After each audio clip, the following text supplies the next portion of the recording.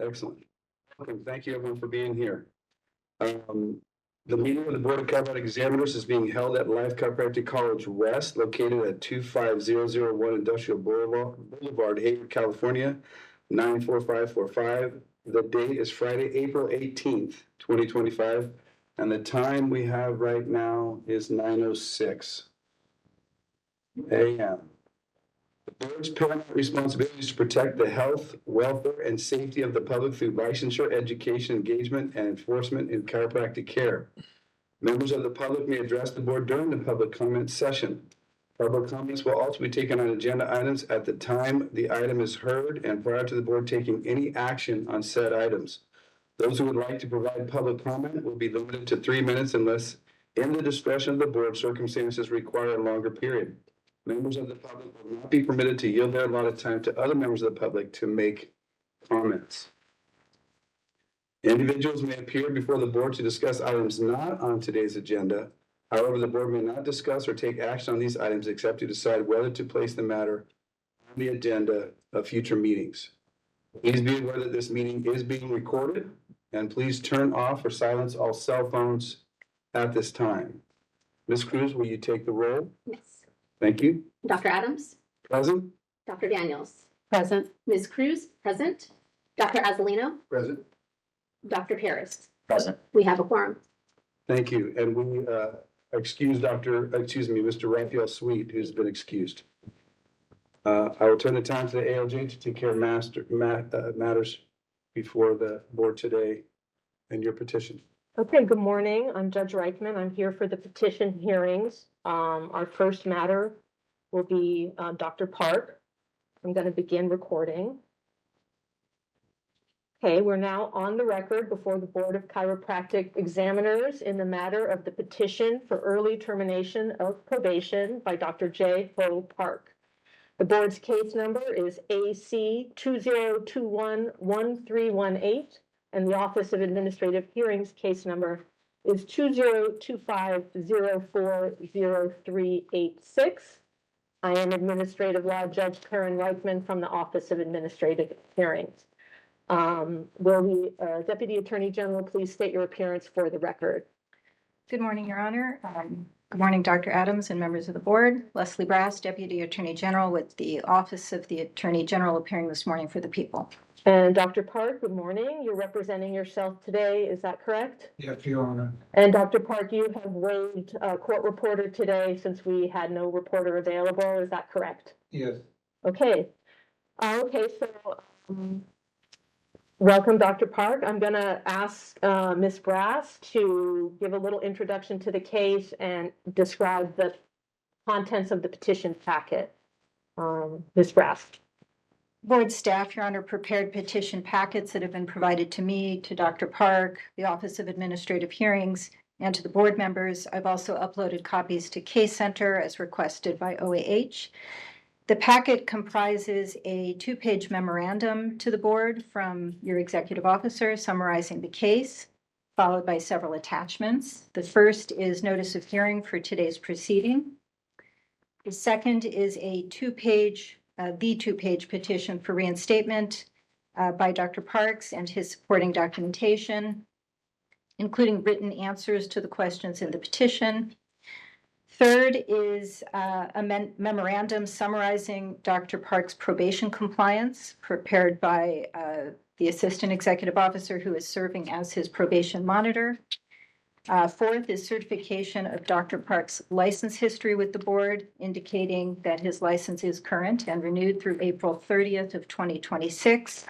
And finally, the packet includes the board's decision in order adopting the stipulated settlement placing Dr. Park on probation effective March 26, 2022, and also attaching the underlying accusation. I'd ask that the packet be admitted in evidence. Okay, Dr. Park, have you reviewed those documents? Have you reviewed the documents? Yes. Yes, and do you have any objection to any of those documents being considered? No, I don't. So that petition packet, which I'll mark as Exhibit 1, is now admitted. Thank you, Your Honor. Okay, thank you. Ms. Brass, do you want to make any opening statement about the case? Yes, please. Thank you. Dr. Park was issued his chiropractic license in March 1999 and had an unblemished history with the board until 2021, when he was convicted of felony violation of Business and Professions Code Section 650 for his participation in a patient referral rebate scheme between 2015 and 2018. The board's executive officer filed an accusation against Dr. Park in August of 2021, alleging 5 causes for discipline predicated on his conviction, his unprofessional and fraudulent conduct, and his involvement in acts of moral turpitude and dishonesty. In resolution of the accusation, Dr. Park fully admitted the charges and entered into a stipulated settlement with the board for a 5-year term of probation, subject to 20 standard and optional conditions of probation. These are detailed in the stipulated settlement at pages 30 to 37 of the packet. The board adopted the stipulated settlement as its decision in the case effective March 26, 2022, and Dr. Park commenced probation. Having now completed just over 3 years of his 5-year term, Dr. Park seeks early release from probation. He appears to have been a compliant probationer. According to the status memorandum included in the packet at pages 22 and 23, all of his quarterly reports have been submitted complete and on time, and he has likewise ensured that his required billing monitor timely submit quarterly reports without incident. He paid his $3,407.50 cost recovery debt in full as of this January. He took, and after missing one part and initially failing another, ultimately passed the Ethics and Boundaries essay examination as of November 2022. He took and passed in September of 2022 the California Chiropractic Law examination, and he has submitted proof of his completion of his required volunteer hours. In support of his petition, Dr. Park submitted certifications of his completion of coursework at pages 14 through 20 of the packet, and he lists in his written response to questions on the petition at pages 12 and 13 all of the coursework and continuing education he completed since the board's imposition of discipline against his license, as well as the professional literature he's read. He also reports completing more than 111 hours of volunteer service at Family Assistant Ministries. At page 11 of the packet, Dr. Park discusses having forgotten his chiropractic principles as reflected in his misconduct and returning through the disciplinary process to his roots by providing the benefit of chiropractic care to patients. He says he has thoroughly learned to respect the profession and serve patients without endangering the health, welfare, or safety of the public. Dr. Park appears before you this morning seeking early termination of his probation. I also just want to mention at Dr. Park's request that he has some mild hearing loss, so he is wearing over-the-counter hearing aids.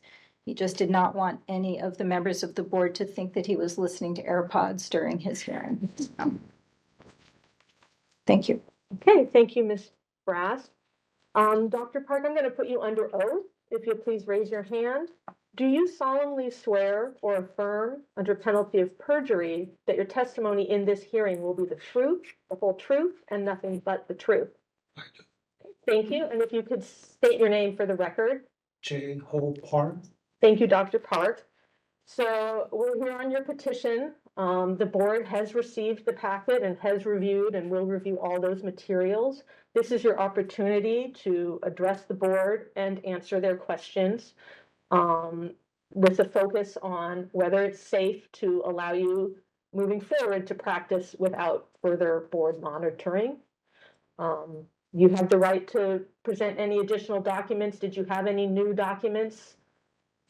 No, I don't have any other document. Okay, good. And you also have the right to call witnesses. Some people do, but it's not necessary. Do you have any witnesses with you today? No, I don't. Okay, then we're ready to hear from you. You can address the board, explain why the petition you believe should be granted, and then Ms. Brass will have an opportunity to ask you questions, and the board members will also have an opportunity to ask you questions this morning. Okay? Okay. Go ahead if you want to address the board. Yes. First of all, I'd like to thank the board and board members for giving me this opportunity. I'm here today because I made a mistake, and I am so sorry. I take full responsibility for my mistake, and to prevent from the this to happen again, I have done all the recommended rehabilitation work. Programs are suggested by the board and guidance from the Dr. Podius, who's my billing monitor and who I respect as a chiropractic educator, helped me to focus in health and safety of the patient first in my practice. I have done all the required programs by the board, and I have done also some extra billing and ethic classes.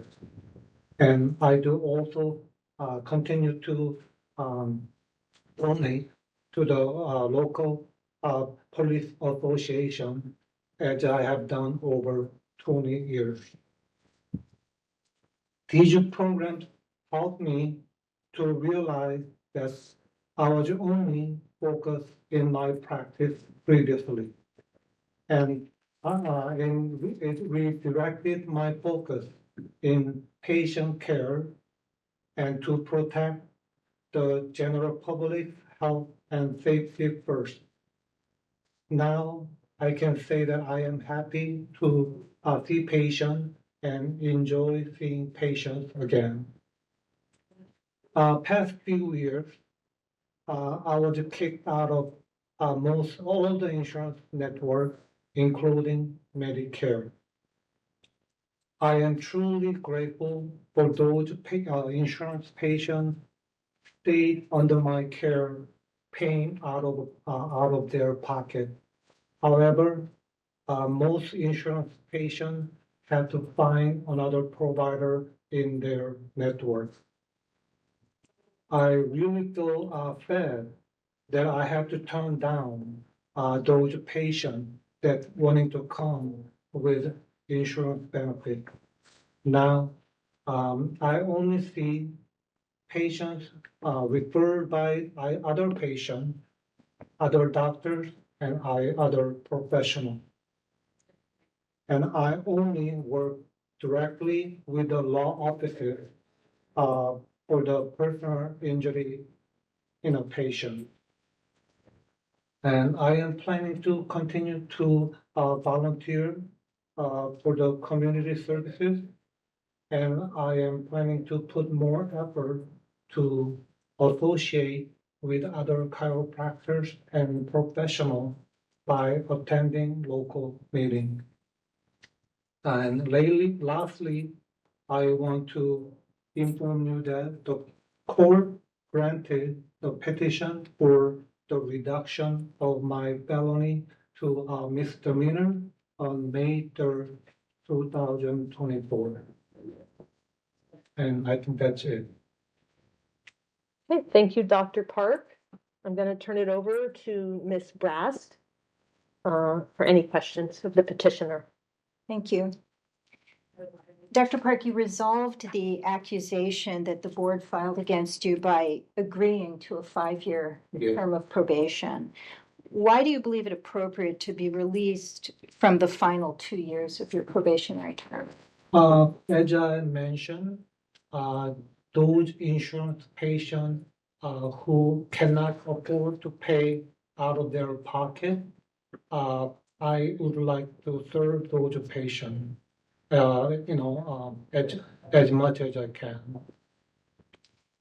Having completed most of the big conditions of your probation, what is left? What are you doing now to comply with your probation?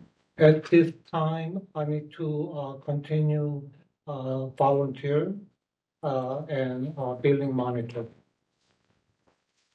Quarterly reports too, I would imagine, right? Oh, yeah, and then quarterly report to the board. Yeah. You mentioned that you took action to have your felony reduced to a misdemeanor. Is that correct? Yes. Have you explored whether you might be able to have that dismissed altogether? I wasn't aware of that, so I am definitely we're working on it. In your written answers to the questions in the petition, you referenced blind spots. And you said this process has helped you to identify them. What are those blind spots and how have you addressed them? I think I was only in focus into myself and then my practice only, not looking out for the patient and general public, the health and safety at that time. Okay, the board members may have questions for you as well. Thank you. Yeah. Okay, thank you, Ms. Brass. I'm going to turn it over to Dr. Adams. Thank you. Thank you for being here today. We'll start. How about if we start with Dr. Paris? Do you have some questions for our petitioner? I have no questions. Thank you. Dr. Daniels? Yes. I was wondering, what have you done as far as therapy? I didn't see anything in your packet. What has helped you to identify your blind spots? Have you been in counseling or any type of therapy? No, I have not. Okay. And then what are your, what's your support group currently to help prevent you from making the same mistakes? I believe as far as I am concerned, the family and friend has been supportive. And also I communicate with some fellow chiropractors and obviously they know what happened. So and then I believe I was a little bit lacking on being associated with other fellow chiropractors and other professionals. That's why I mentioned that I will try to work on it, from now on. And so when you say you'll try to work on it, what does that mean to you? I believe that there are some, locally, some meetings with other chiropractors and going to more like a seminar and then be associated with other, chiropractors. And just clarify for me again, have you currently been doing that? Or is this what you plan to do? I have done few, but I am planning to do more. And just to clarify, you're asking for early termination because you feel that the probation is stopping you from serving more people? I believe so, especially, for those insurance patients that I used to see, because they have to pay out of their pocket and they are not able to, especially those, elderly patients with Medicare. I have to tell them that I can't see them anymore. And I really feel, sad that I have to tell them. And they couldn't come back to my clinic for. And you mentioned that your blind spot, so to speak, was that you were self-oriented and not focused on the public safety protection. I believe so. That was my mistake, which I have corrected. Okay. No further questions. Thank you. Ms. Cruz? You mentioned kind of at the beginning that it was the monitor that helped you kind of focus really on the health and safety of the practice. Kind of my questions would be around how so. So what I mean about that is that there's specific actions, specific guidance the person provided, specific practices that they have kind of started to really instill in kind of your day-to-day. So how has that monitor helped you? They helped me to reorganize my procedure, taking like a signature from the patient, and then billing processes, I think those kind of issues that I was missing, and then which I didn't realize at that time. And then he helped me to reorganize my practice procedures. Okay, thank you. And then, other question is, you mentioned, you know, in your response to, Dr. Daniels, kind of it really circled around recognize, not being able to serve patients, right, that can't afford, I'll just say, afford more than a copay, right? Because they can't pay out of pocket, potentially. And what I want to kind of make sure is, do you still understand the importance of if we were to not kind of relieve you of probation in the event that happens, do you understand the importance of of not having the insurance option available? Or just in general, do you understand the importance of not having access to insurance patients while on probation? I think that's my main question. I believe that I don't need access to those patients at this time. I just wanna, serve those patients in need who's not able to afford it because otherwise they have to pay out of pocket. Okay. There are less and less chiropractors taking insurance because insurance does not pay enough for chiropractic services. However, because I am not in network, I am not able to serve those patients in need. So that's why I like to sign up for few insurance like Medicare and Medicaid, Medi-Cal, so that I can serve those patients for the limited time that I have left in my career. Thank you. I appreciate. I wanted to make sure there was a clarification there. And my last question is actually expanding on another question of Dr. Daniels. Is when she was asking about a support system. Sometimes that's family and friends. You said there are some that are fellow chiropractors, and in some kind of communities, it may even be more spiritual guidance, right, in terms of support systems. What specifically around kind of the family and friends, the chiropractic peers, what about kind of that support system, I want to say, has helped you in your rehabilitation? Tell you the truth, I don't think there is any other support that I needed. I think I have all the support that I needed from family, friends, and some other chiropractors, and I think that's enough for me to be focused on patient care at this time. No more questions. Thank you. Dr. Aslino. Yeah, thank you, Dr. Park. I just like for you to just share a little more with the board to give us some assurance that whatever made you quote unquote be self-centered and lead to this transgression, what has changed transformationally in you that we could be assured that made you open up your blind spots and see some things that you were doing wrong and focus on patient care versus just saying, I shifted my mind from thinking about myself to others. What has changed in you? What did you do to identify that blind spot? And what assurances can you give us that you're going to be able to stay on the right path? I believe that over time, beginning of the career, I enjoy seeing patients and helping them get better, and then have a less pain. But over time, those patients became like a number.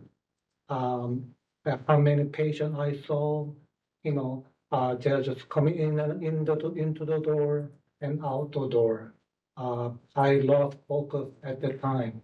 So through this program, that helped me to focus again in patient care, while I'm protecting general public health and safety. And I really feel that I enjoy, practicing again. And then I feel really, happy to see that patient get better. with a chiropractic again. And I don't see a lot of patients at this time, but I try to do my best to help those patients in need. Thank you. I'm still not clear, and I don't want to relitigate the situation, but I'm not clear on what happened in your life externally or internally that made you lose focus, that is no longer At the present. time that I had the problem, obviously, I was just thinking about myself, financial gain, just seeing more patient. I mean, not the mainly, financial gain. I was blinded by that, and I admit that I made a mistake. And I, make sure that that doesn't happen again. Thank you. No further questions. So just to kind of wrap things up, so you understand the nature of what you did, the seriousness of that, and why we're concerned about that. It appears to me that your primary reason for wanting to terminate early is that you feel like you've done everything you've been asked to do, and all that's left is essentially the time left on your probation that you've accomplished, you've rehabilitated, you've done everything you need to do, all the work internally as well as externally for the board. Is that what I'm hearing? That you feel like you've done everything you need to do? Not only that, as I said, uh, there are still patients calling my office, wanting to come in with the insurance benefit, especially with those elderly patients with the Medicare. But at this time, I am not able to see them because I am not in network. And I would like to apply again for those insurance networks, mainly Medicare and Medi-Cal, so that I can serve. At this point, I am not into see more patients, and I would like to just serve those patients who cannot afford it otherwise. And I could finish it the rest of the 2 more years. I can't wait, but I feel that I don't know, whether I don't have a lot of, time left. In my. Can you elaborate on that? What do you mean by you don't have a lot of time? I mean, I I don't know how long I can practice. Maybe another 10 years.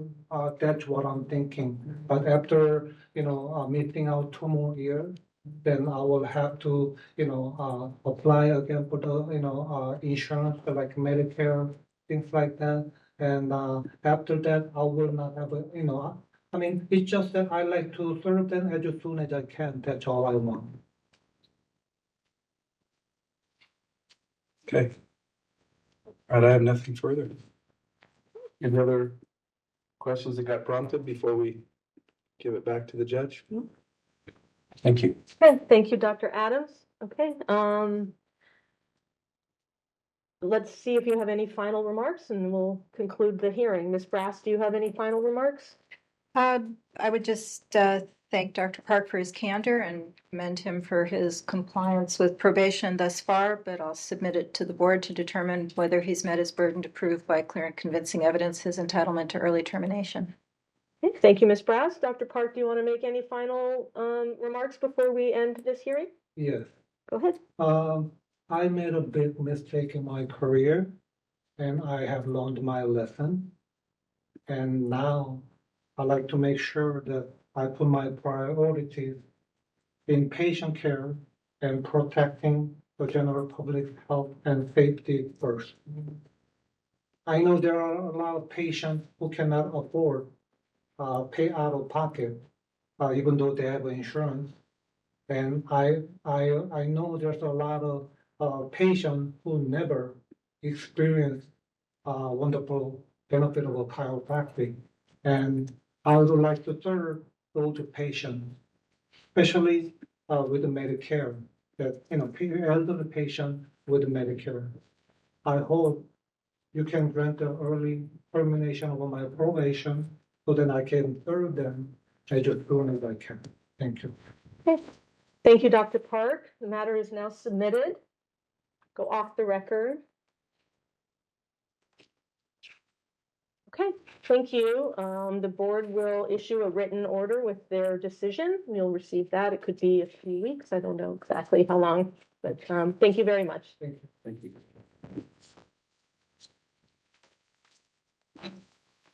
Hold on. You want me to say launch, it's going to be the public, or you can see it? Say couple song.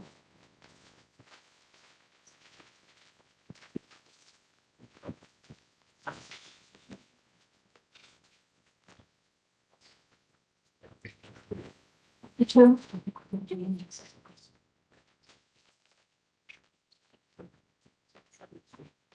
Welcome, Dr. Cho. Morning. Right, thank you. Just wanna-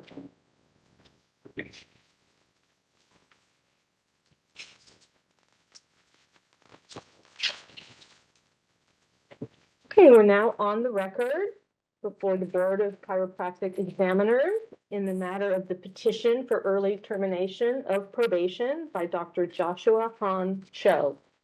Board case number AC 2018-1163, Office of Administrative Hearings, case number 2025040396.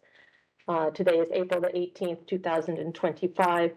I am Administrative Law Judge Karen Reichman from the Office of Administrative Hearings.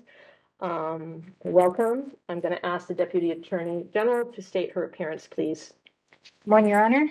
Dr. Adams and members of the board, Leslie Brast, Deputy Attorney General, appearing this morning for the Office of the Attorney General on behalf of the people.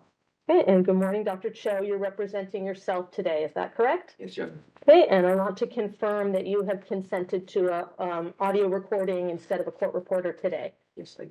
Okay, thank you.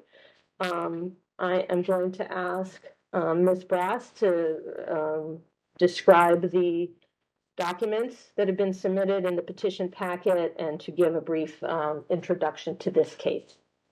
Thank you, Your Honor. Happy to. The packet that has been provided to you and all of the members of the board, as well as Dr. Cho, comprises a two-page memorandum to the board from its executive officer summarizing the case, followed by several attachments. First is notice of hearing for today's proceeding. Second is the two-page petition for reinstatement and supporting documentation, including Dr. Cho's written answers to questions in the petition. Third is a memorandum summarizing Dr. Cho's probation compliance prepared by the board's assistant executive officer, who is serving as his probation monitor.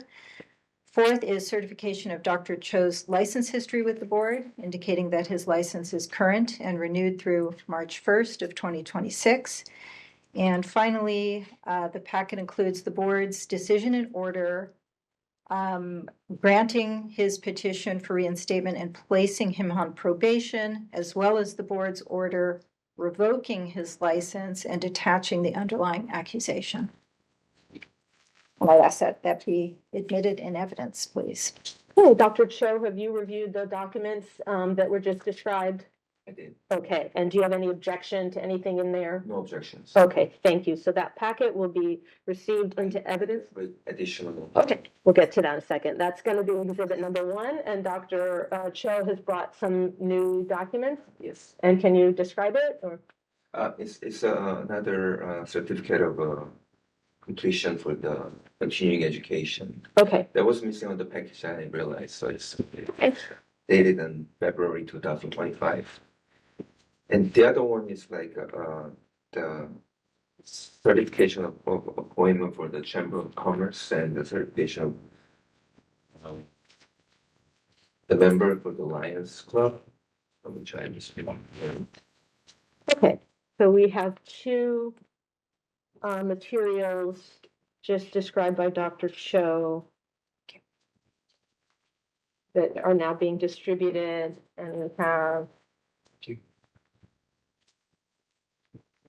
total of 4 pages. So the first page is an updated 12-hour course certificate. Then there's a certificate of appointment to Korean American Chamber of Commerce of LA, certificate of appreciation by the Koreatown Lions Club, and a membership certificate of the Los Angeles Koreatown Lions Club. So I can mark these together, the 4 pages, as petitioner's exhibit number A. Any objection, Ms. Bratz, or you will have opportunity to question petitioner about them if you, Thank you, no objection. no objection. So exhibit A is also now part of the record. Okay, thank you. Ms. Bratz, you want to make your opening remarks? Thank you, Your Honor. Dr. Cho was issued his chiropractic license in September 2001 and had an unblemished history with the board until 2018, when the board's executive officer filed an accusation against him following his 2017 conviction for having committed misdemeanor insurance fraud in violation of Penal Code Section 550B, as in boy, 1. As part of an undercover sting operation by the LA County District Attorney's Office Bureau of Investigation, Dr. Cho submitted fraudulent insurance claims totaling $27,500 for services to patients that he never actually provided. Rather, the patients were recruited to participate in a staged accident, but in Dr. Cho's case, these purported patients were actually undercover investigators with the District Attorney's Office. The accusation alleged 5 causes for discipline, including conviction of a substantially related crime, insurance fraud, and unprofessional conduct for immoral and dishonest conduct, making false statements or misrepresentations, and participating in fraudulent acts. Dr. Cho contested the accusation, and the case went to hearing before an administrative law judge. Following the hearing, the ALJ sustained all 5 causes for discipline and issued a decision proposing revocation in the absence of rehabilitation evidence sufficient to protect the public.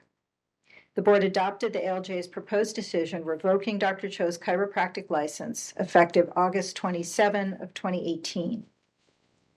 In April 2021, Dr. Cho successfully petitioned for reinstatement. By then, he had examined and come to a better understanding of his unethical conduct and began the process of healing himself and addressing his shame. And he spent many hours in service to others through missions overseas and through community service through his church. The board found that he had demonstrated sufficient insight into his misconduct, took responsibility for it, and provided adequate assurances that he could practice in a manner consistent with the public health, safety, and welfare on a 3-year probationary term. His petition was thus granted, and he was placed on probation subject to 20 standard and optional conditions of probation. The decision reinstating his license on probation became effective October 12 of 2022. Dr. Cho did not, however, immediately commence probation. Rather, he requested time to restart his practice. Probation was tolled until March 1st of 2023. It is currently set to terminate on March 1st of 2026. Having completed just over 2 years of the 3-year term of probation, Dr. Cho seeks early termination. He appears to have been a compliant probationer, according to the status memorandum included in the packet at pages 34 and 35. His quarterly reports have been submitted complete and on time, and he has likewise ensured that his required billing monitor reports have been timely submitted. Dr. Cho took and passed the Ethics and Boundaries Essay exam in May of 2023, the Special Purposes Examination for Chiropractic in June of 2023, and the California Chiropractic Law Examination in January 2024. He also completed the ethics and education courses required as conditions of his probation. Finally, while the board's order revoking his license in 2018 included the repayment of the board's investigation and prosecution costs in the amount of $2,010, there is no cost recovery condition of his probation, so I assume that these were paid in full before he petitioned for reinstatement. In support of his petition, Dr. Cho submitted receipts for charitable donations and certifications of his completion of coursework. That's found at pages 15 to 32 of the packet. In his written response to questions on the petition itself, at pages 10 through 14, Dr. Cho asserts that his thought process has undergone a complete transformation. He assures the board that if his license is fully restored, he will give it the honor it deserves and be a licensee that the board can be proud of and have confidence that the public will be protected. It has now been nearly 7 years since the revocation of Dr. Cho's license and over 8 years since the misconduct that led to his conviction and revocation. Dr. Cho appears before you this morning seeking early termination of his probation. Okay, thank you, Ms. Brass. Dr. Cho, I'm going to put you under oath now. If you'll please raise your hand. Do you solemnly swear or affirm under penalty of perjury that your testimony in this hearing will be the truth, the whole truth, and nothing but the truth? Okay, thank you. You can be seated. Please state your name. Shuahan Cho. Okay, thank you, Dr. Cho. So we are here today on your petition to end your probation term early. The board has already reviewed your petition packet, so the focus here is looking forward, why it would be safe for the public to let you to practice without further board monitoring. So we will hear from you. Ms. Brass will then have an opportunity to ask questions, and the board members as well. You also have the right to call a witness. I just want to confirm.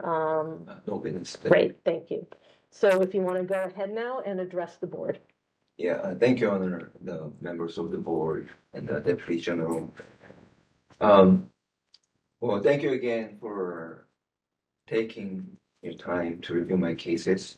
So when I got my license granted and reinstated in 2022, I know I received more than I deserved. So like asking for another favor is like, I feel like it's not on my culture, it's not on my character. I feel like I'm asking too much, but I want to please know that I'm not asking for the early termination because I'm not patient. So I want you to present like my thought process that what I have been through. So let me explain. As stated, my license, chiropractic license, I got my license September 2001. And after 17 years of practice, my license was revoked in August 2018, and based on insurance fraud. And I submitted petition reinstatement, and the petition was granted. I got my license back in 2022, and then I was placed on a probation for 3 years. So my rehabilitation effort has two different stages I identified. The one before the reinstatement and the one after the reinstatement. So when I first lost my license, I tried to identify my wrongdoings and my problems.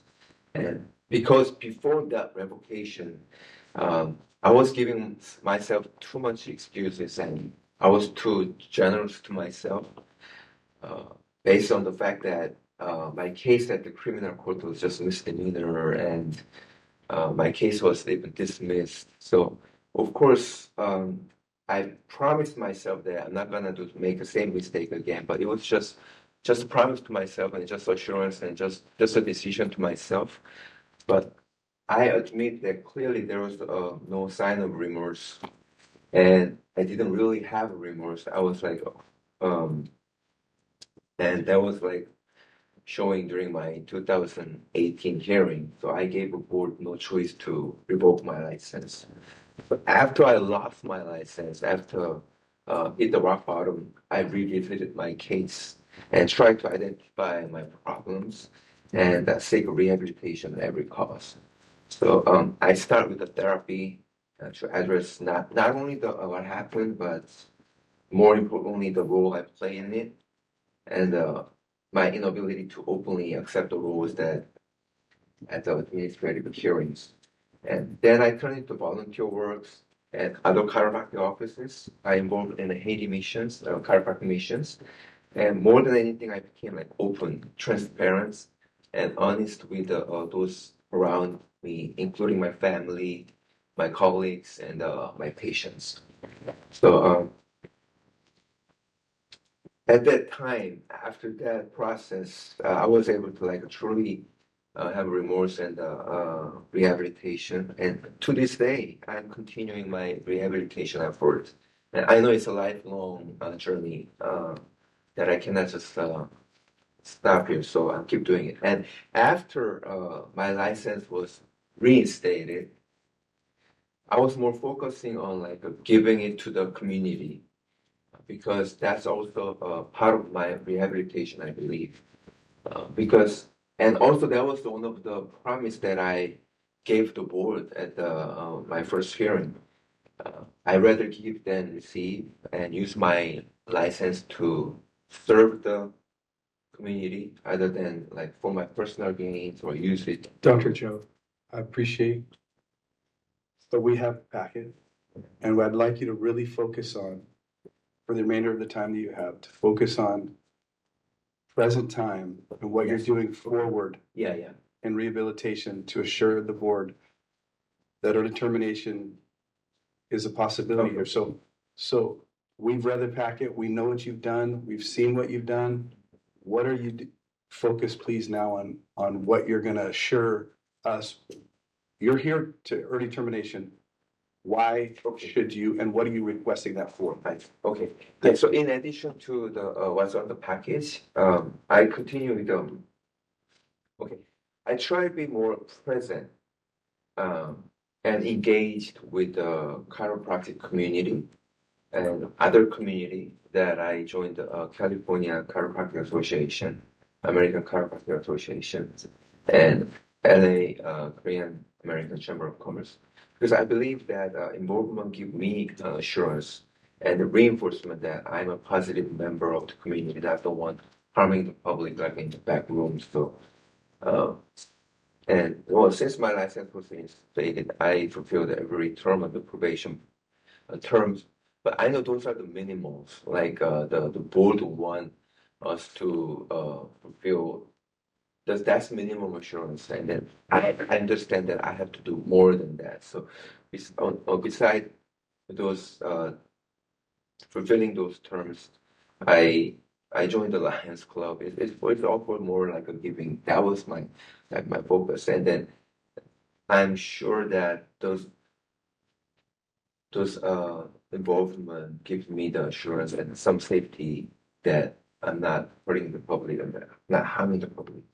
So as I swear in my previous hearing, the only reason I want my license back was to honor it and serve the community, not to use to make a living or abuse it for personal gains. So uh, please understand that I'm not asking just for a favor to terminate early. Yeah, I feel like I'm asking too much, but I want the board to see my continuing effort, rehabilitate and complete the complete transformation that I've been through.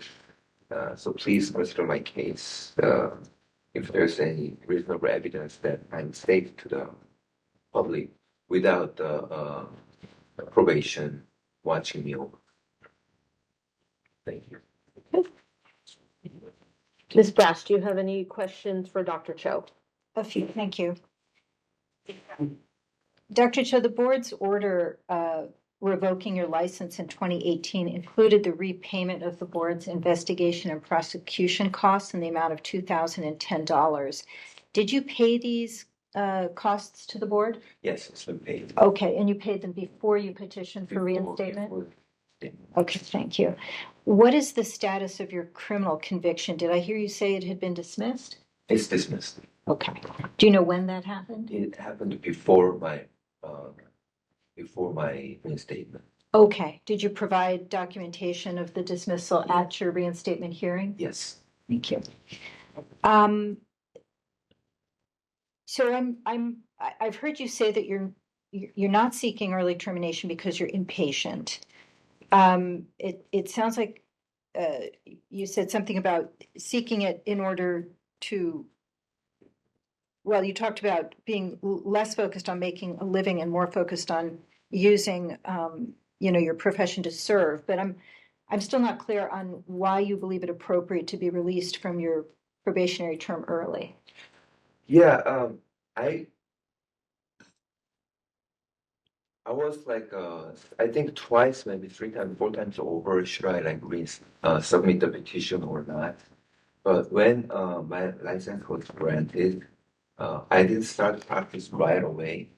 I could, I was like more cautious now, unlike before. Like I didn't rush into things and try to cutting corners. That was a problem when I lost my license. So I became like a very cautious person, and um, so I didn't start practice right away. Even at that time, it wasn't.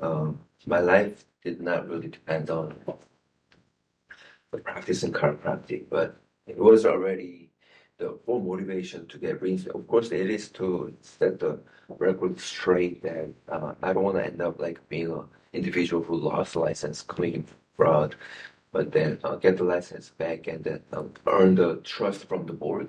And this this petition is the same.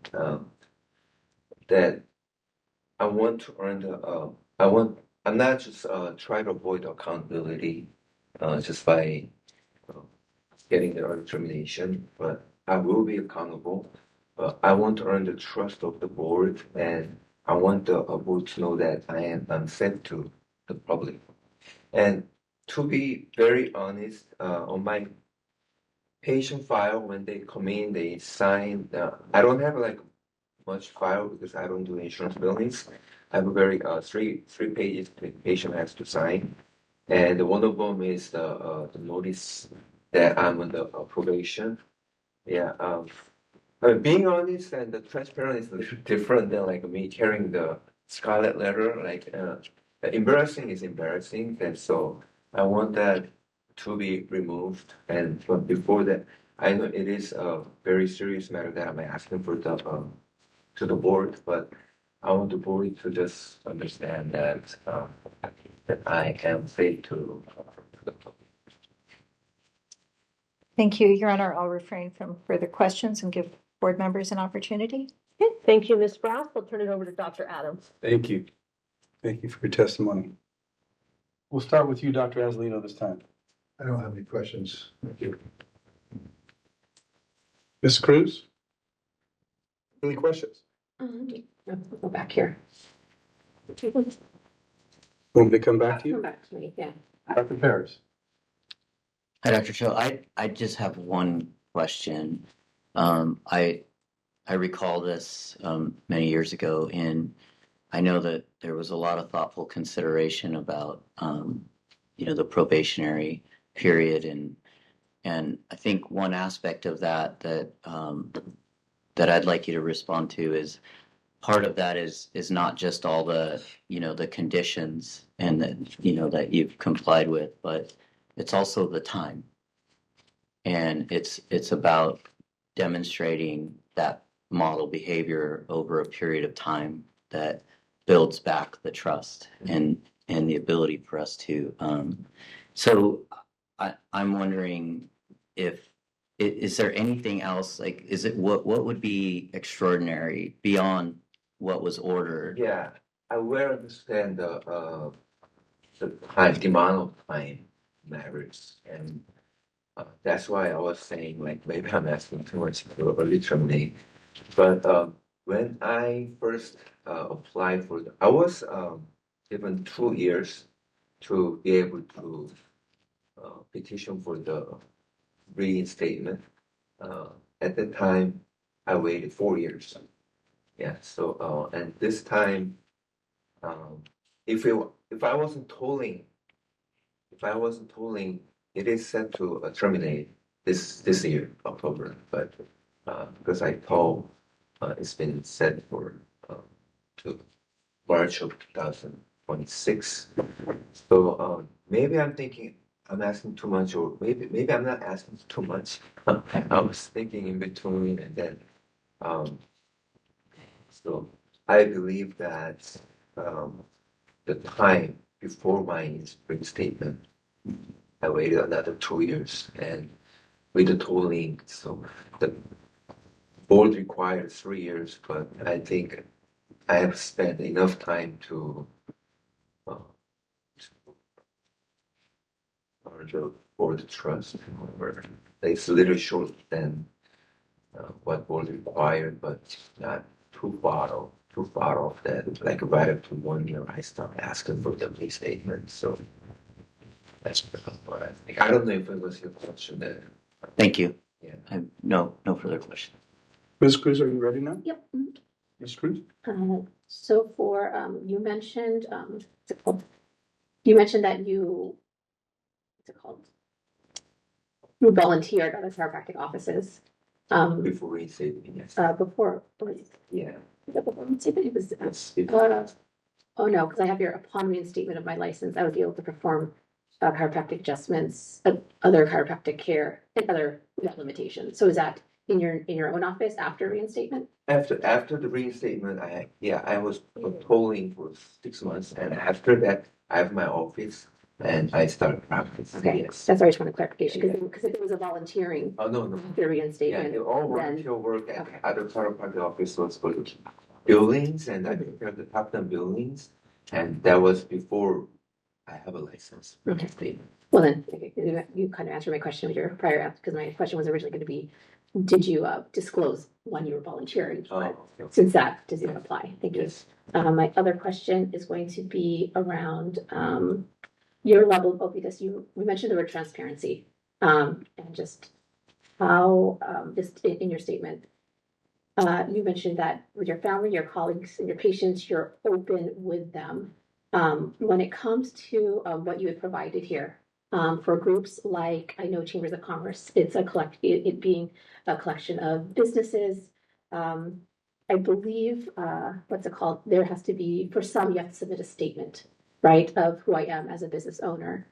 In kind of situations like that, do you find yourself disclosing the state of your license? Well, I don't mind disclosing, but I didn't disclose like before, like going up to everybody that I meet. Yeah, absolutely. No, yes. Yeah, so the transparency that being honest and transparent. When I was asking for the reinstatement, my last hearing, I submitted a lot of letters from my other chiropractors, other doctors, and my patients, my family said, I submitted like voluminous amount of letters, and at the letters also they clearly understand what I've been through and what I have done. So that was the transparency, and still, of course, I don't have to be shady. I don't have to hide anything, but like I said, I don't. I don't meet everybody, and first thing I say, I admit it. Yeah, so, yeah, if you're asking with Sherman Commons or Alliance Club, did I, when I, meet with them, when I joined them, did I tell them that my license has been revoked and reinstated? I didn't.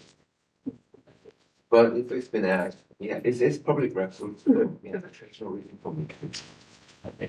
Yeah, and if, say, in passing, if asked, would you be honest? I'm hearing you would be honest about it. Yes. I'm not trying to like Yeah. wipe out or erase my record, but I'm really here with the early termination. I know I understand what I have to. Any questions? Dr. Daniels? Hi, Ms. Cho. I just had a question, maybe clarification. You stated that you were helping a colleague with billing. Before the reinstatement. Yeah, That was on my previous hearing. yeah, I find it strange that you were helping a colleague with billing when that's what you were convicted of was fraudulent billing. Can you? Yeah, there was more of like a part of my rehab, because it's not, I learned how they bill. It's more like well, I cannot have a paid job. I didn't get paid for that. It was volunteer, but I was there to learn how they bill properly, and that was the purpose of the. the volunteer. I shouldn't say volunteer. It's my rehab work maybe. Yeah, Okay. but it was not paid for position, so I say volunteer. Yeah. Okay, thank you for the clarification. And then on BCE page 42, number 8 and 9, you said you had spoken to a therapist. Are you still speaking to a therapist? No, not anymore. It was also before. It was like very early stage of my rehabilitation process when I first lost my license. Okay. So I went to the therapist, and it was first time that I was able to like finally uh find out how horrible I was. Before, like I said, I was giving myself too much excuses that my case is dismissed. I think I was gonna be fine, but then the board think differently that I lost my license. And after that, I seek this therapy. Yeah, not because I was going through depression or anything like that, but I want to put myself together. Yeah, it was depressing. It was hard time. So I had a therapy and then be able to identify. It wasn't like a therapy like the therapist is telling me that uh, it's okay, Dr. Cho, you're a good person, you will be fine. It's not like that. It was more like uh, dive deep into the root, find out like my real problem that it is serious. That it's very serious. That what the criminal judge, the criminal court has decided, because ethically and professionally, and so that was first time I really find out about myself, and that was good starting point, good process. But right now, I don't do the therapy anymore because I don't need the pills, or I'm not in the patient. I'm rejoiced. That's fine. Joyful. Yeah. Yeah, okay, thank you. No more questions. Thank you. Are you involved in personal injury now as a I chiropractor? don't. So you don't do any I don't personal injury cases? Yeah, I'm not saying it's bad, but I don't plan to do it in my office. Yeah, if my current patient involved in an accident, if they ask me to treat them, I will. But then I'll. So you are doing personal injury? No, I don't. I haven't. You haven't had a patient ask you to do it? Not yet. Okay. Yeah. So you told your probation for a while. How long have you been actively seeing patients now in your clinic? 2 years So, since the reinstatement. and would you consider yourself full-time in practice right now? Part-time. Okay, and so what do you consider part-time? Seeing patient 2 or 3 times a week. No, I'm not. You mean 2 or 3 days? No, 2 or 3 days a week. Yeah. So you're in your office 2 or 3 days a week. Yes. And what are you doing with the rest of your time? When I lost my license, I was involved in the wholesale of nutritional supplements to other practitioners, not into the public, but to the other practitioners. And you're still doing that? Yeah, that's still my business. And those doctors in Korea. Is that your primary focus in practice now is more on the nutritional side, and then you're seeing patients? It is my practice right now is chiropractic, and I do nutritional counseling. Yes. Okay. But it's strictly nutritional counseling. I know about I just co-manage if they have a insulin resistance, like weight loss, I co-manage them. I know my boundaries, so yeah, I don't claim to I don't tell them to quit the drugs or anything. Yeah, but it's just a nutritional counseling, but also straight chiropractic, as I always have been. So you're adjusting patients. Of course, I do. You are adjusting Yes. patients, the 2 to 3 days a week. Yes. And are you in there the whole day, like say 7, 8 hours a day on those days? Yeah, I check in 9 o'clock and 3 o'clock. So just real quick, when you got involved in this fraudulent scheme, Yes. were you approached by someone else, or did you approach someone else? No, my practice had some referrals from multiple law offices. So you were approached, or you had people sent to you? People sent to me. So you didn't actively go out and say, I want to be involved in this scheme. You had people sent to you? If I were doing that, maybe my punishment would be much higher than just misdemeanor and dismissed. Yeah, but I did not actively involved. I did not approach to the offices, but I accept the cases. I mean, it's already bad, but I accept the cases from the law offices. Okay. Um, I get the impression that part of the reason for your early termination request is that you're somewhat embarrassed about having to tell people that you are on probation and that you'd like to not have to let people know about that. Yeah, on my patient signing sheets, there's I mean, it's not the whole purpose, but yeah. Information. Listen, Yeah. listen, this is the time to be candid. So Yeah, okay. Yeah. is that part of the reason? Possibly, yes. Okay. Yes, because I have Because you're embarrassed. It is. You're embarrassed by having to tell somebody I committed fraud in my past, correct? No, that I'm still on the probation. And you're on probation because you committed fraud. Yes, okay. And you have to tell them that you're on probation because you committed fraud, Yes, correct? yes. Okay, so it's embarrassing. So one thing to understand is that I want to ask you this, and I want an honest answer. What do you think about the embarrassment of your actions on the profession?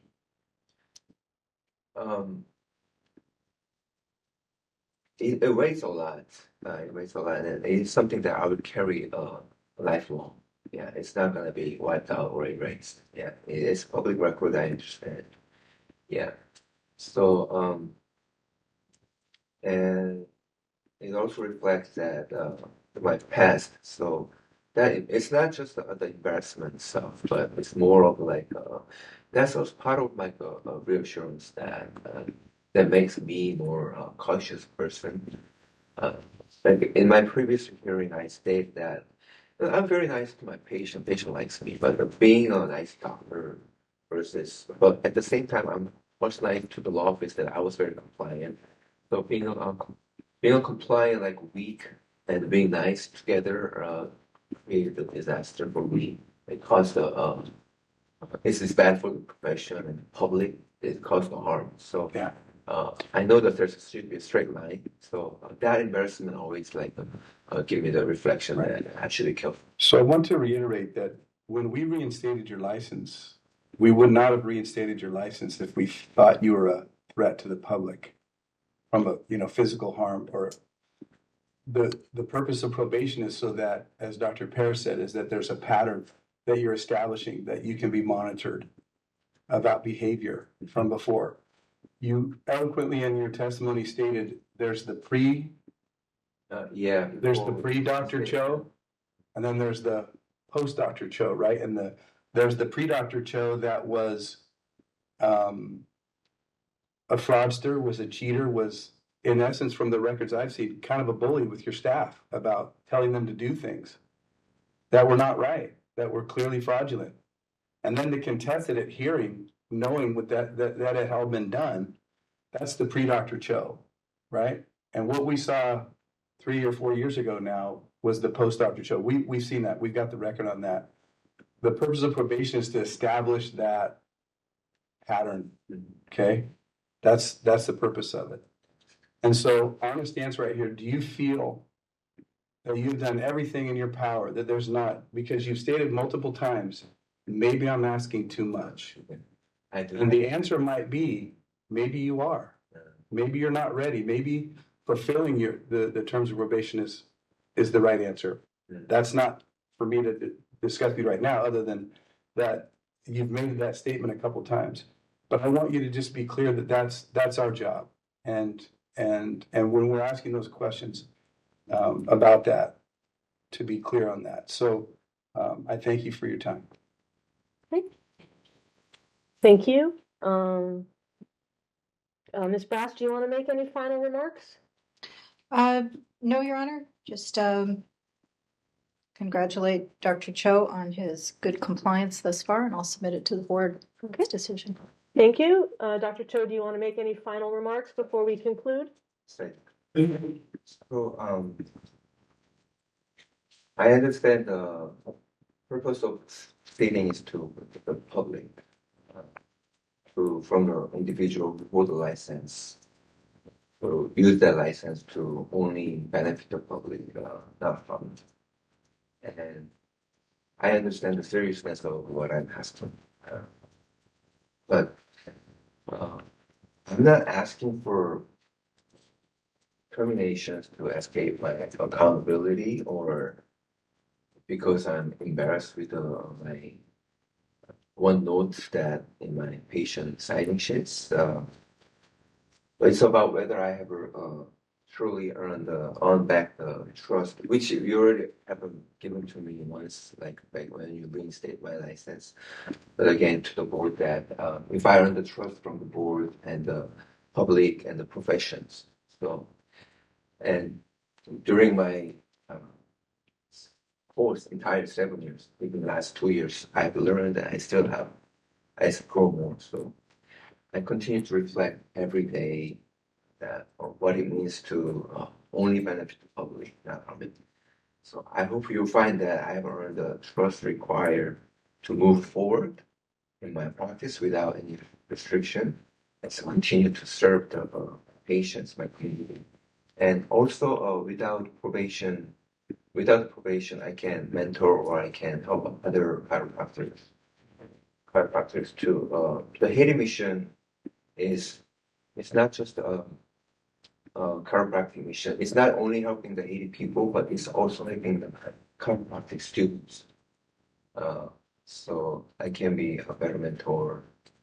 Right now, I can't have any uh, preceptorship or any internship for the chiropractic students.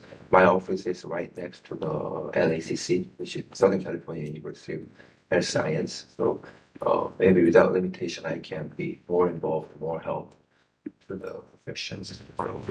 Well, thank you for hearing me today, and I deeply appreciate your opportunity. Thank you. Thank you. The matter is now submitted. We're now off the record. Okay. Thank you, Dr. Cho. Thank you. The board will take it under submission and you'll receive the order, a written order within a few weeks. Thank you. Okay? Thank you. Appreciate that. I think we have to do our compliant bio breaks Okay. for our responsibilities to your staff, right? They can actually come and go. So if you want to take a quick one, that's fine. But they're Can we take a quick one then instead of Yeah. a long one? Okay, let's Yeah. take five. Let's take five. Let's come back in 5 minutes. Any team that's come back at about 10:25.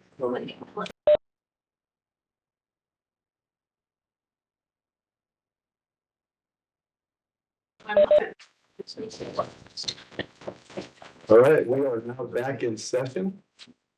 And Okay. Chief Reichman, turn the time over to you. Okay, so we are now on the record in the matter of the petition for reinstatement of revoked license of Pakok Devashayan. Board case number AC 2017-1150, Office of Administrative Hearings, case number 2025040400. Today is April the 18th, 2025. I am Administrative Law Judge Karen Reichman from the Office of Administrative Hearings.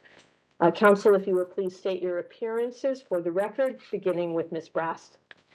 Good morning, Your Honor. Good morning, Dr. Adams and members of the board. Leslie Brass, Deputy Attorney General, appearing this morning for the people. Good morning. Good morning, Judge Beckman and the members of the board. My name is Justin Small. I'm an attorney with Neighborhood Legal Services, representing Mr. Dershin for the petition for reinstatement. And the petitioner, Mr. Dershin, is also present. Good morning. I am going to ask Ms. Brass to introduce and describe what's in the petition and make a brief opening introduction. Thank you, Your Honor. The packets, which have been prepared by staff and distributed to yourself and the board members, comprise a 2-page memorandum to the board from its executive officer summarizing the case, followed by several attachments. First is notice of hearing for today's proceeding. Second is the 2-page petition for reinstatement and I believe 148 pages of supporting documentation. Third is a single-page continuing education log prepared by board staff. Fourth is certification of Dr. Derbyshaw's license history with the board. And fifth is the board's default decision and order revoking Dr. Derbyshaw's chiropractic license effective September 24th of 2017.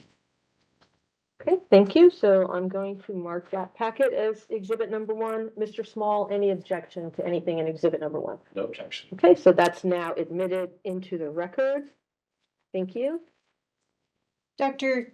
Derbyshaw was issued his chiropractic license in April 2009. In mid-2017, the board's executive officer filed an accusation against him alleging 4 causes for discipline predicated on 2 2017 arrests and 1 conviction. On January 20, 2017, Dr. Derbyshaw was convicted of having unlawfully taken a vehicle. He was arrested after police saw him driving erratically in October of 2016 and located drugs and drug paraphernalia in the car. The car neither belonged to him nor was he authorized to be driving it. Rather, the car was identified as a Hertz rental car rented by Dr. Derbyshaw's mother, which he had absconded with 3 weeks earlier. The record that we have in the board's disciplinary action concerning the second arrest is less clear. On March 10, 2017, Dr. Derbyshaw was arrested for carjacking and assault by means of force, both felonies. A criminal complaint was filed, and in his written statement in support of this petition, Dr. Derbyshaw clarifies that his second arrest, like the first, did eventually result in his conviction after the board's disciplinary action, and that he served 8 months in LA County Jail. Dr. Derbyshaw also acknowledges that he was using substances at the time of his arrests and convictions.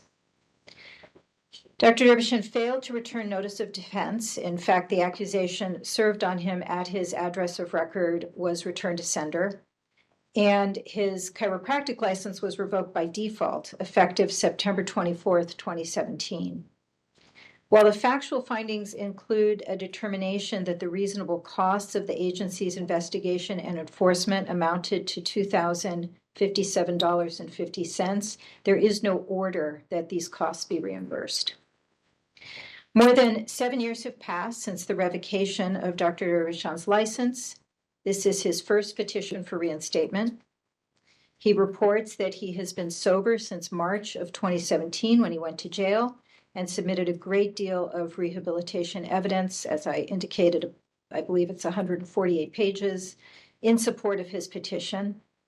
In addition to the written statement that I mentioned, he submitted Penal Code Section 1203.4 orders of dismissal as to both of his convictions, certificates of completion of 7 years of continuing education courses, numerous certifications of coursework completion and trainings, awards, accolades, an old news story, proof of attendance at therapy, anger management, and 12-step meetings, and 19 very strong letters of support from a variety of individuals from different aspects of his life, including his therapist, professional colleagues, his supervisor, and licensed chiropractors. These testimonials come from those who've known him long before his convictions and incarceration, and those who met him through his work for a job training and employment resource center, helping individuals like himself recover their lives. Dr. Derbyshaw appears before you today seeking reinstatement. He is represented this morning by Attorney Justin Small, so I will leave further summarization of the extensive evidence of rehabilitation to his counsel. Thank you. Thank you, Ms. Brass. Mr. Small, first up, there was some supplemental evidence, if you want to go over that and Yes, Your Honor. just briefly describe what's in the packet. Thank you. The Office of the Attorney General, the Office of Administrative Hearings, and the board members were provided with supplemental supportive evidence that was gathered after the time that this petition was filed in October. They reflect 5 additional letters of support, including 2 updated letters of support, one from his therapist, as well as a confirmation that he's currently receiving therapy from Ms. Tracy Ragland. Additionally, there is a document from the County of Los Angeles Probation Department dated December 10th, 2024, in which it shows that his security clearance was cleared through the probation department as part of his employment with the Center for Living and Learning. Finally, there is an award that Mr. Dervishin received as part of his work for the Center of Living and Learning on December 6th, 2024. Certificate on ethics, boundaries, and professional conduct that he received.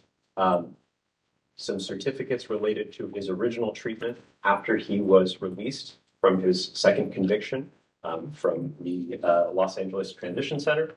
And finally, updated proof of attendance of Narcotics Anonymous and Alcoholics Anonymous meetings dated from after the petition was submitted from mid-September of last year up until last week.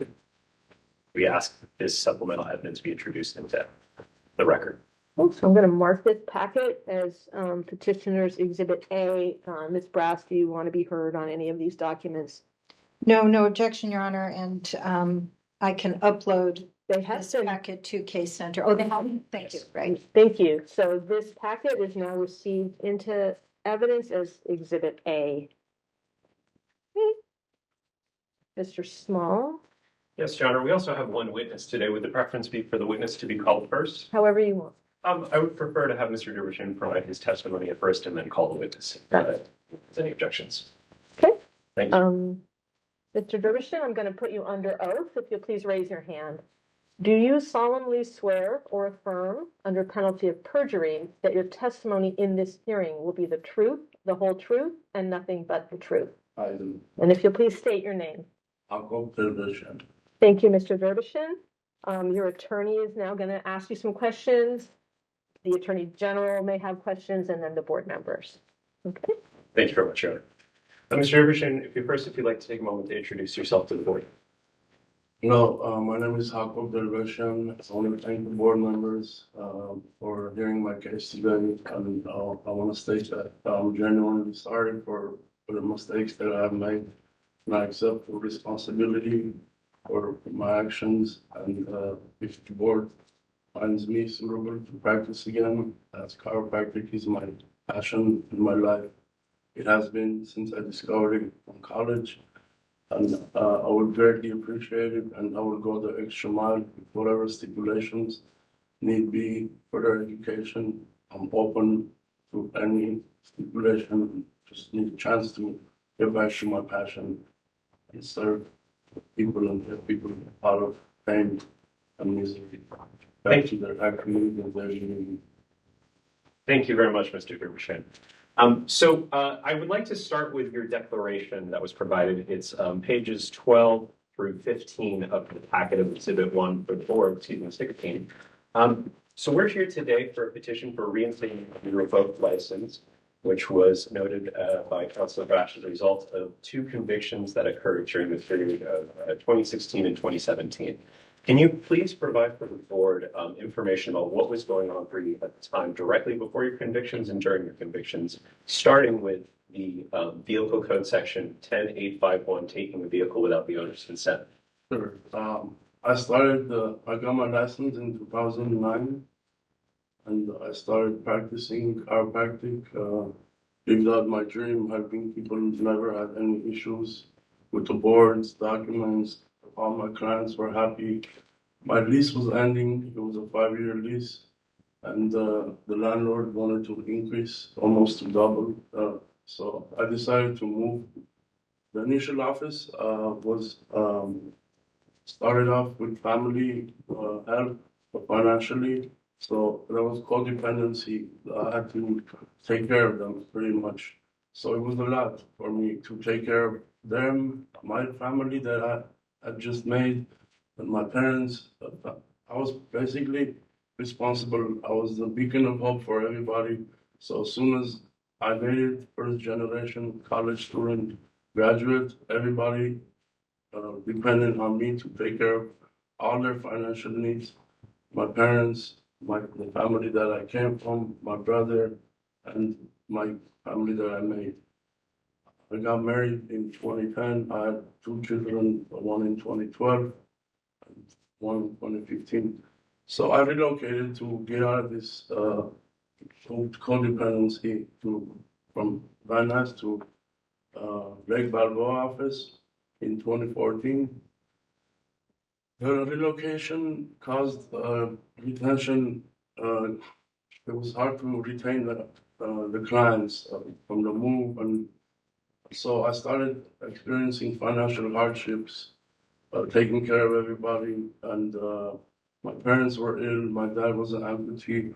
I was constantly assisting them, and basically I failed as a provider and as a father, as a husband, and as a son. And we lost our apartments. Uh, I let my license expire in 2015.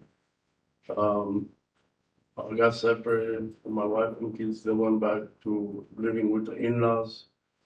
So I was in a sea of darkness. So I didn't know what to do. So I started using to cope with all these stressors, and I didn't know how to ask for help, who to ask. So I moved in after losing everything. I moved in with my parents to caretake for them, for their medical needs, transportation, and my car was repossessed. The final step that led to the conviction. My car was repossessed, so my mother rented a vehicle, which I kept in excess. I accept the fact that I felt like at that time that was the only means of transportation. I had no other financial means to purchase a vehicle. So I had lost everything. I knew I was doing the wrong thing. I accept the responsibility, but at the time, I felt like I had no other choice, and I knew I was doing the wrong thing. Which I fully regret. I should have been more responsible, and I was also using to cope with all these stressors, and I was hanging out with people that were in and out of my cars, and some of the things that were found in my vehicle. I'm not shifting blame. I accept it. I was using. Made a mistake, and then which led to around the same time the second conviction. I was in a vehicle car accident. I was passengering, which escalated into a conflict. And the gentleman I was with, I didn't know his intentions. He took off with the other party's vehicle, so I got the charge for carjacking. I got uh, bailed out. My mom bailed me out. It was I was ashamed and guilty. I couldn't explain to my mom how it came to this, but I went to court a month after, and they did an ad charge, and then I went to county jail. I served the time in 12/05, 2017. The carjacking was dismissed, and I got time served for the assault with the weapon charge. Mr. Derbyshire, you write about, and thank you very much for sharing. I know this is difficult to go back into. When you wrote in your declaration that the day in which you were arrested and spent in lockup in March of 2017 related to this case, you referred to it as the lowest point in your life. Can you talk a little bit about what was going through your head at that time? Yes, I knew I had hit rock bottom, but I had to make a change for my kids and for my wife and kids. So I made amends to do everything I can, and every opportunity I would better myself, seize every training, self-care, fellowships. And from then on, I actually took an anger management course in a county jail. I completed it, but I got court released. That's why I don't have proper documentation to prove that. And then once I have I was released, I followed through with all the stipulations by the judge, the probation office. I was granted early termination of probation due to the judge's discretion, seeing my rehabilitation efforts, and the felony was reduced to misdemeanor and expunged. And I have completed every opportunity, every training opportunity that was presented. Started working at the Center for Living and Learning. After my dad passed in 2018, my mom passed, I'm sorry, right after I was released, 6 days after. And then I took care of my dad. He passed in 2018. And I asked my wife for a chance, and we moved back together to Hollywood in 2019. And ever since then, I've been doing everything in my power to be a provider. I started doing DoorDash, and, and then I got an opportunity to work for a nonprofit, Center for Living and Learning. And through my efforts, the director seen my efforts, and she gave me a promotion, permanent position to employment specialist. And then shortly after, she gave me another promotion to a secular grant, skills and experience and careers of tomorrow, serving the public. It's under JCOD, Justice Care and Opportunities Department. It's subcontracted by the county. So I started as a career coach there, and today I'm a program manager and coordinator for the sector grant that is serving the public wellness, safety, and health, starting from housing to referrals to therapy, need-based, whatever the need is. I have a team now under me working, juggling over career coaches and a peer navigator that I'm managing. And we serve the public basically. Every client that comes in, I see myself. As I had hit rock bottom, I see myself in them, that they're coming from different walks in life, homelessness, could be mental health issues, justice impacted, domestic violence victim, whatever the case may be. We help make sure we navigate them, steer them correctly to give them supportive service. Care first, housing is first, so we make sure they're housed, and then from there, give them training opportunities, and then supporting service financially, draws, and place them in employment and follow them for 1 year to make sure they stay with their job. Thank you very much for sharing this information. I'd just like to take a moment to the board to reflect that the expungements that my client is referring to are reflected in pages 18 through 22 of the packet, showing that the original charge was dismissed and the felony charge was reduced to a misdemeanor and then expunged, and that both charges have been set aside and dismissed by the court. Mr. Dervishan, I appreciate you sharing about your current work for the Center of Living and Learning. You've also shared a lot of information around the different supports you've availed yourself of over the last 7 years. Can you talk a little bit about the tools that you've received through the people like your therapists, Tracy Lagland and Norma Kirch, and how they've helped you over the past 7 years? Sure. So I've seen 2 therapists in the past, and one of them I'm actively seeing. We started off with Norma Hirsch. We started covering anger management, senior communication skills, management of interpersonal skills. And with Tracy Ragland, that I'm actively seeing, we covered CBT, the cognitive behavioral therapy, we covered DBT, dialectical behavioral therapy, which is to process grief and trauma. And we covered coping skills, how to identify your triggers, to decrease symptoms of stressors. And we're continually working with her, and she's readily available to me.